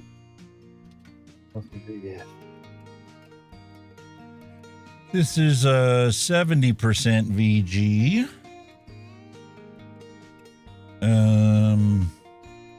17% flavoring. And we made this one today in a 6. Okay, point taken, you little shit. You don't like Brilliant. forward slashes. Isn't that annoying? Sometimes forward slash and backward slash are used interchangeably, and other times it just shits the bed when you give it the wrong one. Nah, it's just like, why don't you like forward slashes, you motherfucker? Now it's saved.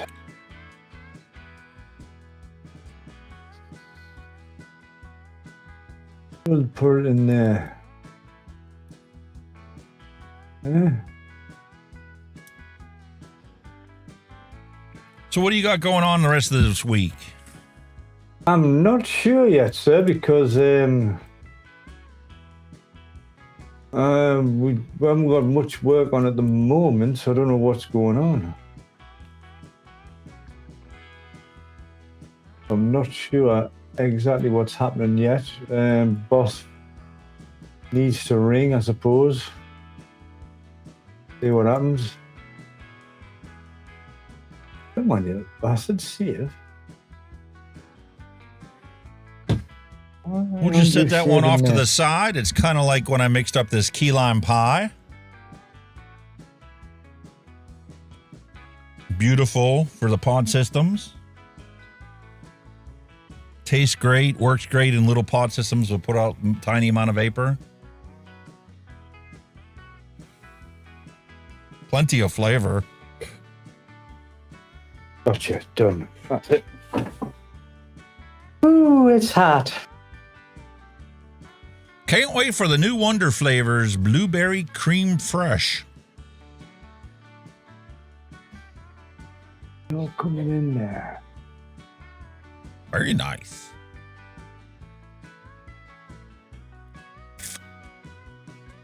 Hot. White chocolate blueberry truffle. Yes.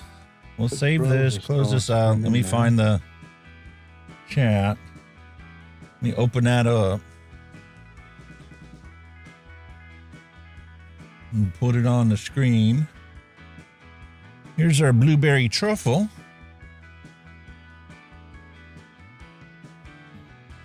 Blueberry jam, wild blueberry, buttercream, creamy, milky undertones from one-on-one, powdered sugar, super sweet, sweet cream, and white chocolate from Flavora. What am I missing for this one? One-on-ones, creamy, milky undertone. You know, I could probably swap out Flavors Dairy for that. I'd have to put it in at 5% instead of 1. But I think that would be nice. That might work. For a white chocolate blueberry truffle. You sent me some of the creamy milky undertone. Nah, I got powdered sugar. I got maple and maple log, corn muffin, and chocolate milk were the ones he sent. So I'll pick an order of that up because here I finally found out. I finally was like cleaning stuff out. Remember how I placed that order and they didn't have the one flavoring, the rice? Yes. That's right, yeah. The sweet rice. Well, DIY Vapor Supply sent the invoice, and on the invoice that was in the box that I just threw out, I got the invoice to throw on my tax papers, and it says, sorry, this item is out of stock. Added credit to your account.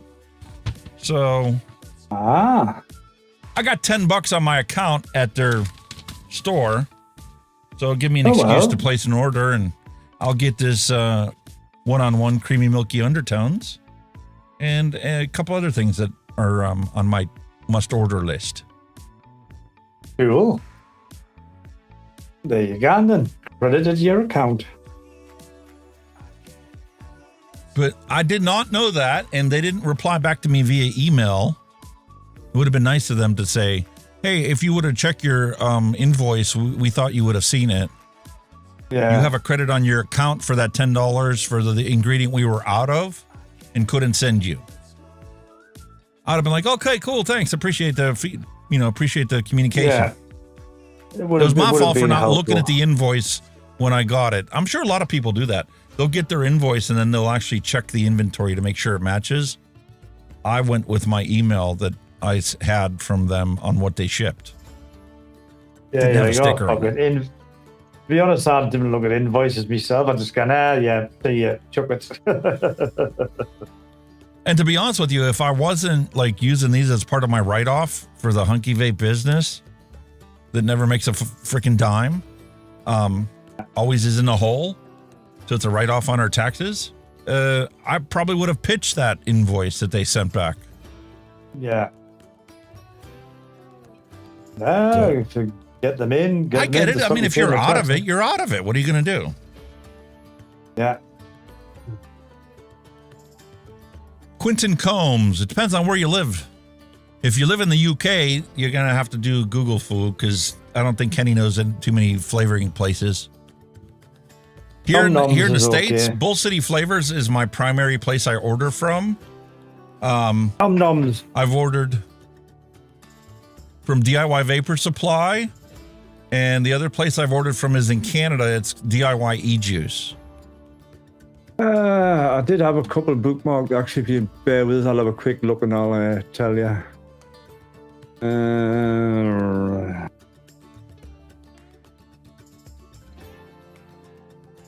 Did have a couple of bookmarks. Let's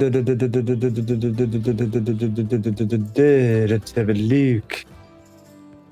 Dark Star Vapors, all right. Dark Star's okay. Very UK. Concentrate. They're quite popular. You have Flavor Art UK. They're in the UK, Flavor Art.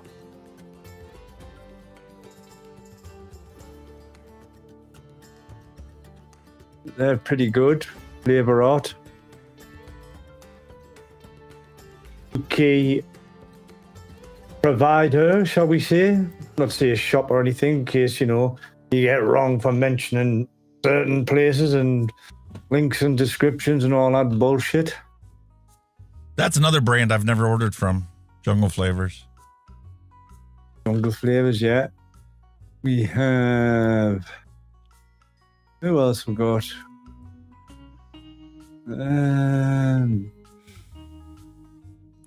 We've got actual liquid flavor concentrate. They're in our shop. Got a 20% off their deal at the moment off drop shots. Sorry, I think they're just one. You just hire your VG, PG, and they're done. Long fills, punk juice flavor concentrates. Just Jam. Nah, I do like Just Jams. You'll have to do one of them someday, mate. A Just Jam. Oh. Some of them are really nice. Like a strawberry jam biscuit, or biscuit caramel, or blueberry biscuit, donut raspberry jam. Oh. Raspberry jam scone. Oh, God almighty, are my lips all being licked looking at that. Yeah, just use your Google, mate. But they're all pretty good sites in the UK. They're pretty all popular. This drives me nuts. Flavor concert. If you had told me 10 years ago that the FDA was going to help big tobacco companies to monopolize the vape industry, I would have said, no fucking way. Yeah, it's happened, and I still don't believe it. Yeah. It's been the plan the whole time. Well, this is the one big tobacco with the rule of the world, don't they? Including vapes. Well, they're a for-profit corporation. Oh, I love this one. Say, you know. Who did this? If only people were this easy to read. Yeah. Who did this? Who did it? Come on. Who did it? The guilty one's in the corner.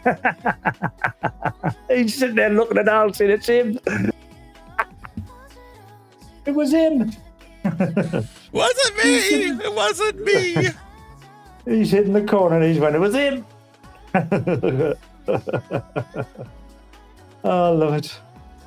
There you go, mate. 1 in 4 disposable vape users are now puffing illegally or have returned to tobacco. Yep. Thank you, UK disposable vape ban. Yep, black market, here we come. I read this one. But you want me to show it off? I'll show it off. 1 in 4 disposable vape users are now puffing illegally or have returned to tobacco. A poll of vapors and smokers suggested the government's disposable vapes ban may have backfired on health grounds. Certainly has. 26% of single-use vapors have since turned to either illegal products, started smoking more, or returned to tobacco entirely since the ban came into full force. Well done, Mr. fucking Starmer. Another idiot. All of you, this is what I was talking about earlier. All of you who mix your own vape liquids in the UK, remember to register as a manufacturing business with the government from next year on. Won't you please? The purpose of this policy is the government confirmed the introduction of the vaping products duty in autumn 2024 and the vaping duty stamps program in the spring of 2025. Vaping products duty is a new excise duty on vaping products. The duty applies to vaping liquid, sometimes known as e-liquid. All substances intended for vaping will be covered by the vaping products duty. This includes those made at home from ingredients such as PG, VG, and flavorings. That's bullshit. It's for your own personal use, so how can they do that? If it was a business selling them, fair enough. But your own personal use, they'll not get away with that. That's horseshit. They'll never get away with that. Products will be liable for vaping products duty whether the liquids contain nicotine or not. How the fuck That's even more horseshit. How are they going to know that you're making agents in your own home? How are they going to know? Bullshit, man. Horseshit. They couldn't police it. They can't even police the fucking shops and the legal vapes. So they're going to police you freaking making juice in your house. What they're going to do? Randomly knock on people's doors. Well, they're going to do it the same way they check for your TV subscription. That's totally different because that's registered on the government. I'm not registering with them. Fuck that. Well, you have to. You have to. If you're making your own, you got to register. Who the fuck's going to register? Nope, not going to happen. Why would you hang yourself like that, you idiots? I bet you get somebody that does. I bet you your bottom dollar, some idiot will register saying they make their own juice. I can guarantee it. Some numpty will do it. And then start twisting because they're paying tax. Duh. No, people, man, honestly. Some people deserve what they get. Do you know that? Have you ever had that feeling when somebody just deserves everything they fucking get? Because you're that stupid. You know what I mean? That's yes, shit, sir. Man. Honestly, God, man. All right, let's check out Brent Stafford, see what he's done. Ooh, let's have a look. What's he done this time? He gave his own personal take on something rather than interviewing somebody else. Yeah. Watch.com. Something is deeply wrong at the heart of public health, and nowhere is it more visible than in tobacco control. It's not just flawed science or policy overreach, it's a deeper rot, a crusading belief that adult autonomy doesn't matter. At the root is a belief that history itself is marching toward a righteous end, and that nothing, not evidence, not ethics, not even lives saved, can be allowed to get in the way. This belief has a name: teleology. In classical philosophy, teleology is the idea that the world is moving toward a predetermined end, a final purpose. The Greeks called that purpose the telos. The tobacco control movement's original telos was clear: end smoking-related disease and death. They even Not anymore. No. Now it's end nicotine consumption. Oh, and don't forget about alcohol. They're coming for alcohol next. Yeah. Because you can't have a smoke-free world as long as people still consume alcohol. gave it a name: the tobacco endgame. But in recent years, a quiet mutation has taken place, with smoking rates collapsing across the Western world and more than 100 million people switching to vaping and other safer nicotine products. The telos has changed. No longer is the goal to end smoking. Now it's to end all nicotine use. And with that shift, the war on smoking became a war on nicotine, even in its far safer, smoke-free forms. Tobacco control's new endgame has gone almost entirely unchallenged. No media reckoning, no public debate, no policy vote. It simply happened, as if handed down from on high. And make no mistake, this shift in purpose changes everything about tobacco control. For years, tobacco control crusaders justified their tactics by claiming they were saving lives. But now, with nicotine as the target, those tactics may no longer be justifiable. Nicotine doesn't cause cancer or lung disease, and it's only mildly more addictive than caffeine. So to justify their war on nicotine, tobacco control must distort science, smear harm reduction, and grossly exaggerate the risks of safer products. To reach their nicotine-free utopia, every alternative, every compromise, every inconvenient data point becomes a threat. Tobacco harm reduction, a dangerous industry plot. Declining youth smoking, just a distraction. Millions of adults quitting with vaping, doesn't count. They haven't really quit. I had to laugh because Charles Garner posted something on there, and it goes right to the heart of what Brent's saying here. Okay? If they admit that vaping is less harmful than smoking, and if the public health officials out there recommend vaping as a way to quit smoking, right?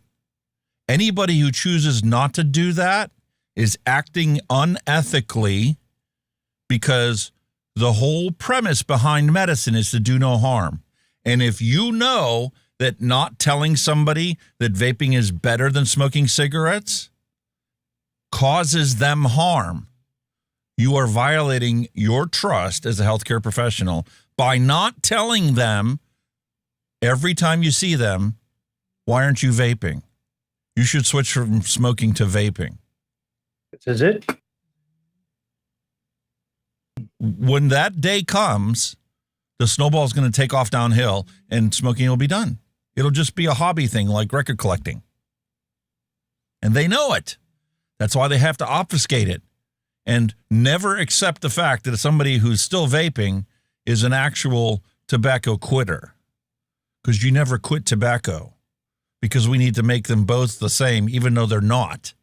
Even though your vape has no tobacco in it. Teleological system, facts that don't serve the goal are dismissed, and people who stand in the way are crushed. That's the nature of teleological thinking. Truth isn't measured by evidence, it's measured by alignment. If a fact advances the end, it's welcomed. If it doesn't, it's heresy. Which brings us to big tobacco. For decades, tobacco control has defined itself in opposition to the sins of the cigarette industry, and for good reason. From the 1950s through the 1990s, the global tobacco industry denied the science, deceived the public, and delayed regulation. It's an inglorious past, but tobacco control treats these actions as original sins, ones that can never be forgiven. Even as companies like Philip Morris International now generate over 40% of their revenue from smoke-free products, even as British American Tobacco pushes toward 25% non-combustibles, even as major players invest tens of billions in research, comply with regulation, and pivot toward a smoke-free future. Like R.J. Reynolds passing PMTA registry bills and then saying, fuck it, do as I say, not as I do, because we have our own beautiful VUSE disposable vapes for you to enjoy. And fuck the FDA, because even if we did properly submit the paperwork to get the product authorized, well, we know for a fact that there's no way in hell the FDA is going to authorize this, especially when it's in raspberry chill and watermelon chill and tropical chill and strawberry kiwi flavors. Yeah. Fuck the FDA. We're going to sell it, even though we made states create laws to ban any products that do not have PMTA authorization. Because we know that the politicians don't have a spine to do the right thing. We know that politicians are impotent. They remain cast as villains. Take this example, published in June 2025 in the BMJ. The headline reads, "Tobacco-funded research still appearing in top medical journals." In the piece, BMJ takes aim at leading medical journals for failing to ban studies funded wholly or in part by the tobacco industry.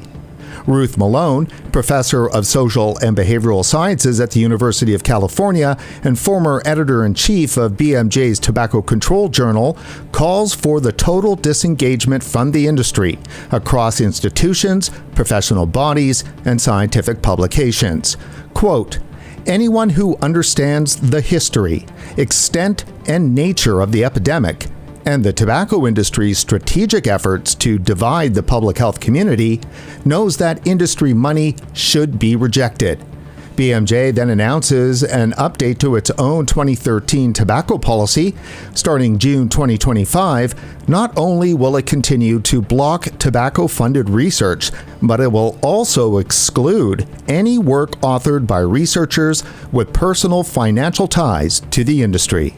You see, in a teleological framework, there is no path to redemption. There is only exile. But those in public health and tobacco control who think this way should be cautious, because they too could one day be painted with a scarlet letter.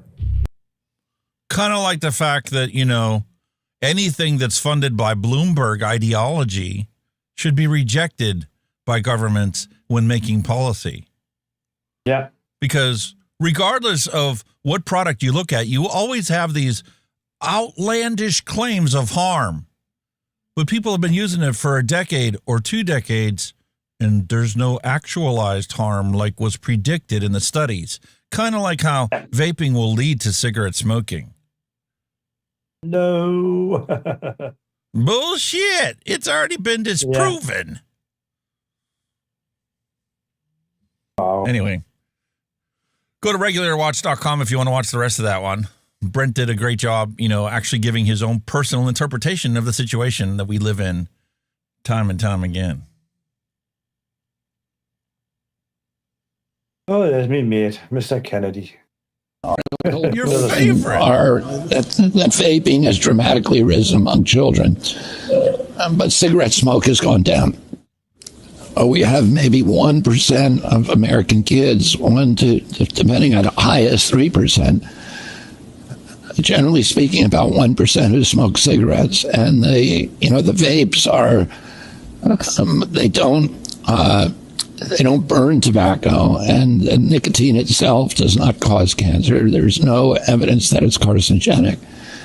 It may, in fact, have some health benefits. It's clearly addictive. It may have other health benefits. We have an NIH study that shows that it that it reduces onset of Alzheimer's and of dementia. And so, and it's infinitely preferential to smoking. I think that the nicotine pouches are probably the safest way to consume nicotine.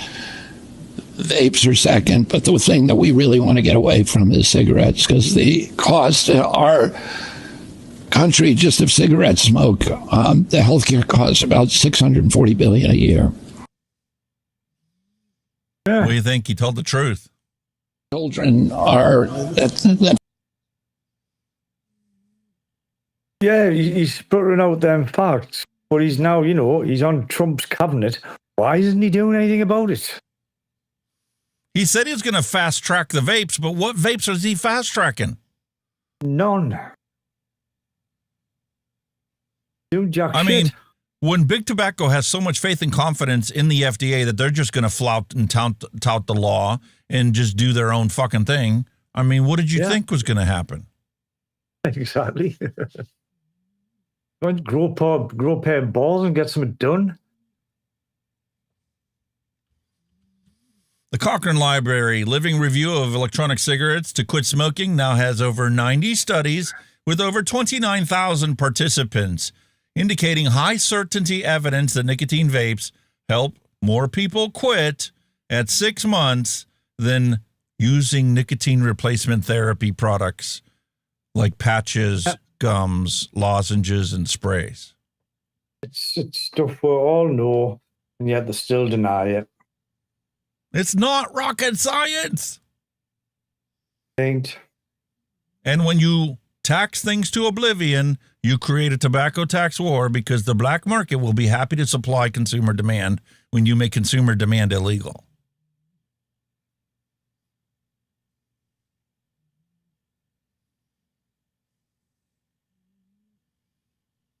My gas utility wanted me to fill out an online survey. What do we do well as a company that keeps you as a customer? Be a monopoly. Be a monopoly. I don't have a fucking choice. If I want gas, I got to buy from you, assholes. Yeah. Love it. If I want internet that's a fucking, fast wired connection, I have to go to Comcast. There is no other fucking choice. I could put Elon Musk's satellite up, but I mean, I'm not saving any money, and I'm getting a slower connection. Meanwhile, the intelligence of the modern world is beyond belief. 71% of Americans can't locate the Pacific Ocean on a map. Jesus. 33% don't believe in evolution. 26% believe that the sun revolves around the earth.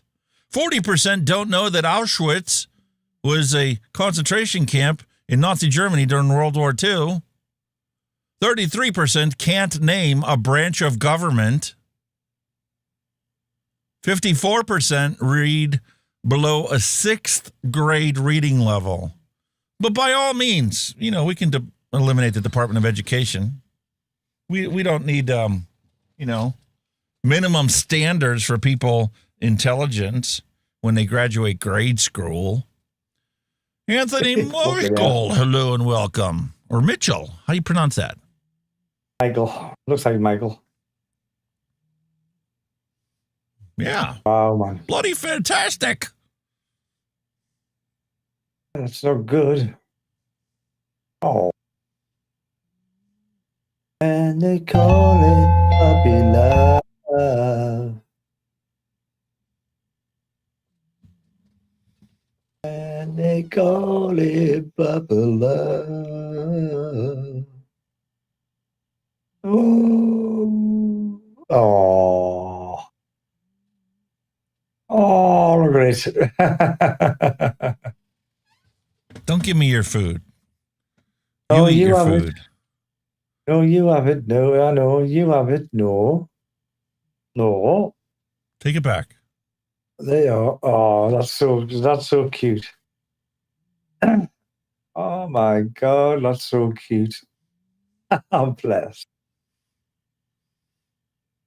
I killed 100,000 last year because of the alcohol consumption. Oh, that ain't shit.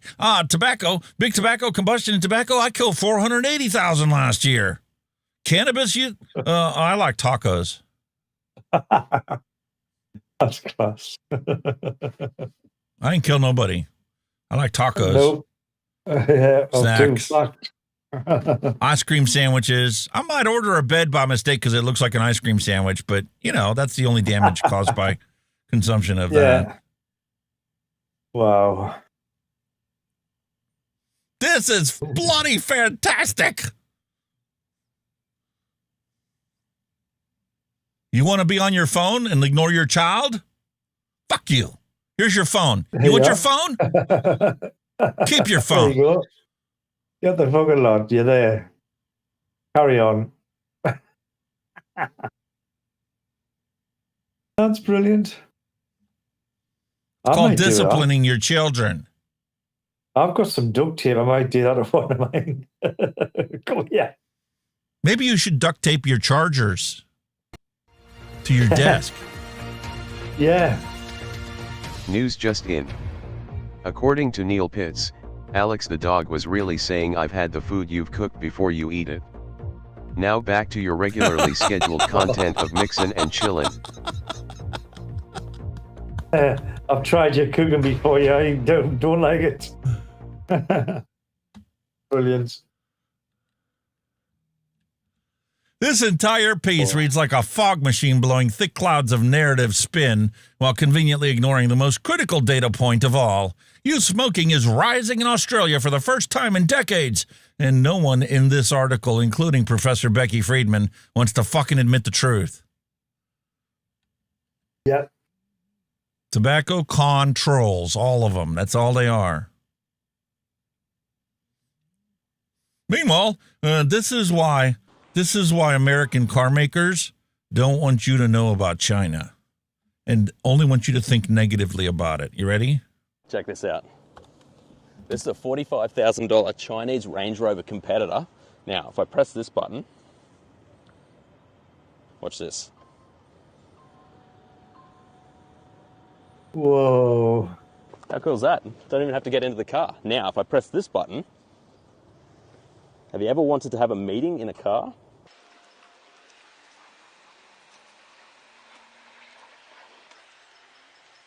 Whoa, that's so cool. How cool is that?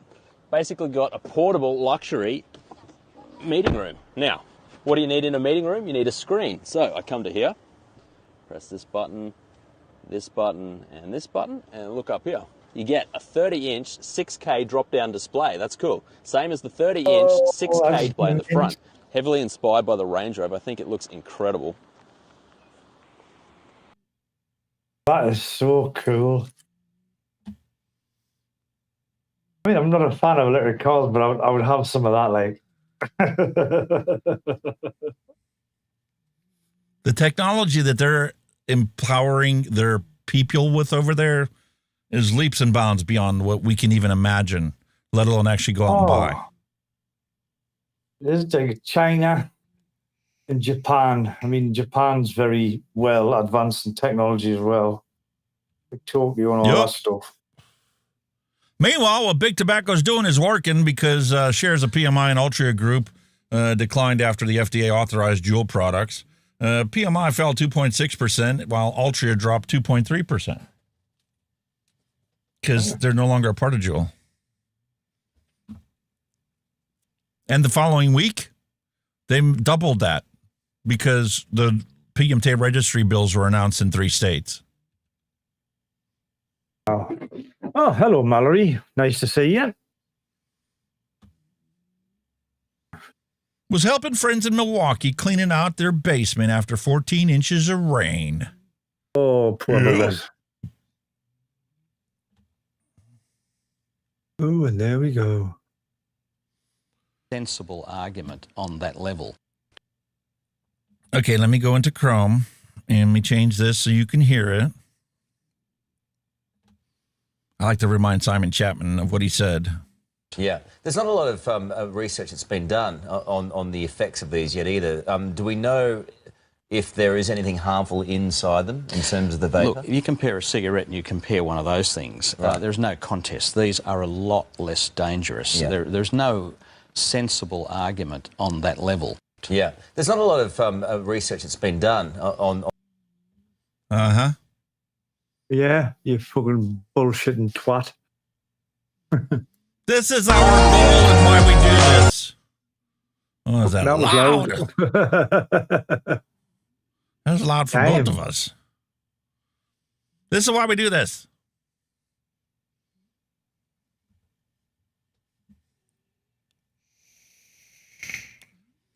Smoking deaths this year, 0. 0. And it's going to be from this point forward. All you have to do is accept that vaping is the best way to quit smoking. Go find your right flavor, go find your right device, and you too can be an ex-smoker like we are. You're right. Where's this little thing at? I'm trying to see if I can find it. Awesome. Man, we got everything accomplished, and we got to do our Twitter news, and we're ahead of schedule. We still have 2.5 minutes left before the show's technically supposed to be over. That's cool. We're right That was on awesome. schedule. We did a good one today. Where Hell are yeah, you, matey. mate? Where What are is you looking he? for? Just seeing if I can find Bogan short.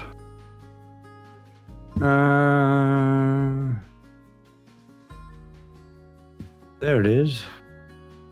Hang on a minute. I will. Just bear with us. I don't know if you'll be able to hear it, but I'll just show you it anyway. Drop that. Drop that. Don't hear him. No. It's already a $10 billion industry, wiping out legitimate businesses. Black market tobacco products in the UK. You bloody cunts, you need to fucking change what you're doing, because what you're doing is creating a black market. Don't make me get my fucking beer out. God damn you fucking cunts, listen to me. Why won't you listen to me? These fucking bloody big tobacco companies are fucking our public health system. Bloody cunts. That's basically it. That's the crap with them. I didn't actually watch the video, so my interpretation might be a little off of what he actually said. I apologize, Sam, but, you know, you got to do what you can Where do. it is, me. Yeah. But that was his little short. Cool. All He's right. pretty My much wish as saying always. what's been going on. Peace, love, and a hunky vape to end cigarette smoking. We'll be back Yeah, same man. time, same place next week. And hope you guys all have a fantastic day. Yes, boys and girls. Thank you, everybody, for joining us again this week. Absolutely fabulous audience again. As always, you know where to put all your stuff now. And Alex's Discord, you know, get your tech pics, your hand checks, recipes, all the good stuff. Anything you want to chat about, hide up and then we will have a look at it. Maybe feature on the show. Not a problem. As always, on your way out, give us a little like. And if you're watching on replay, where were you? But again, give us a little like. As always, thank you very much, everybody. Thank you very much to Alex, even though we did have a bit of a struggle to get there today, but we got there. Until next week, worked. you all have a fab time. You all have a fab time. So until then, you all stay safe, vape safe. See you all very soon. You all take care now. Bye-bye.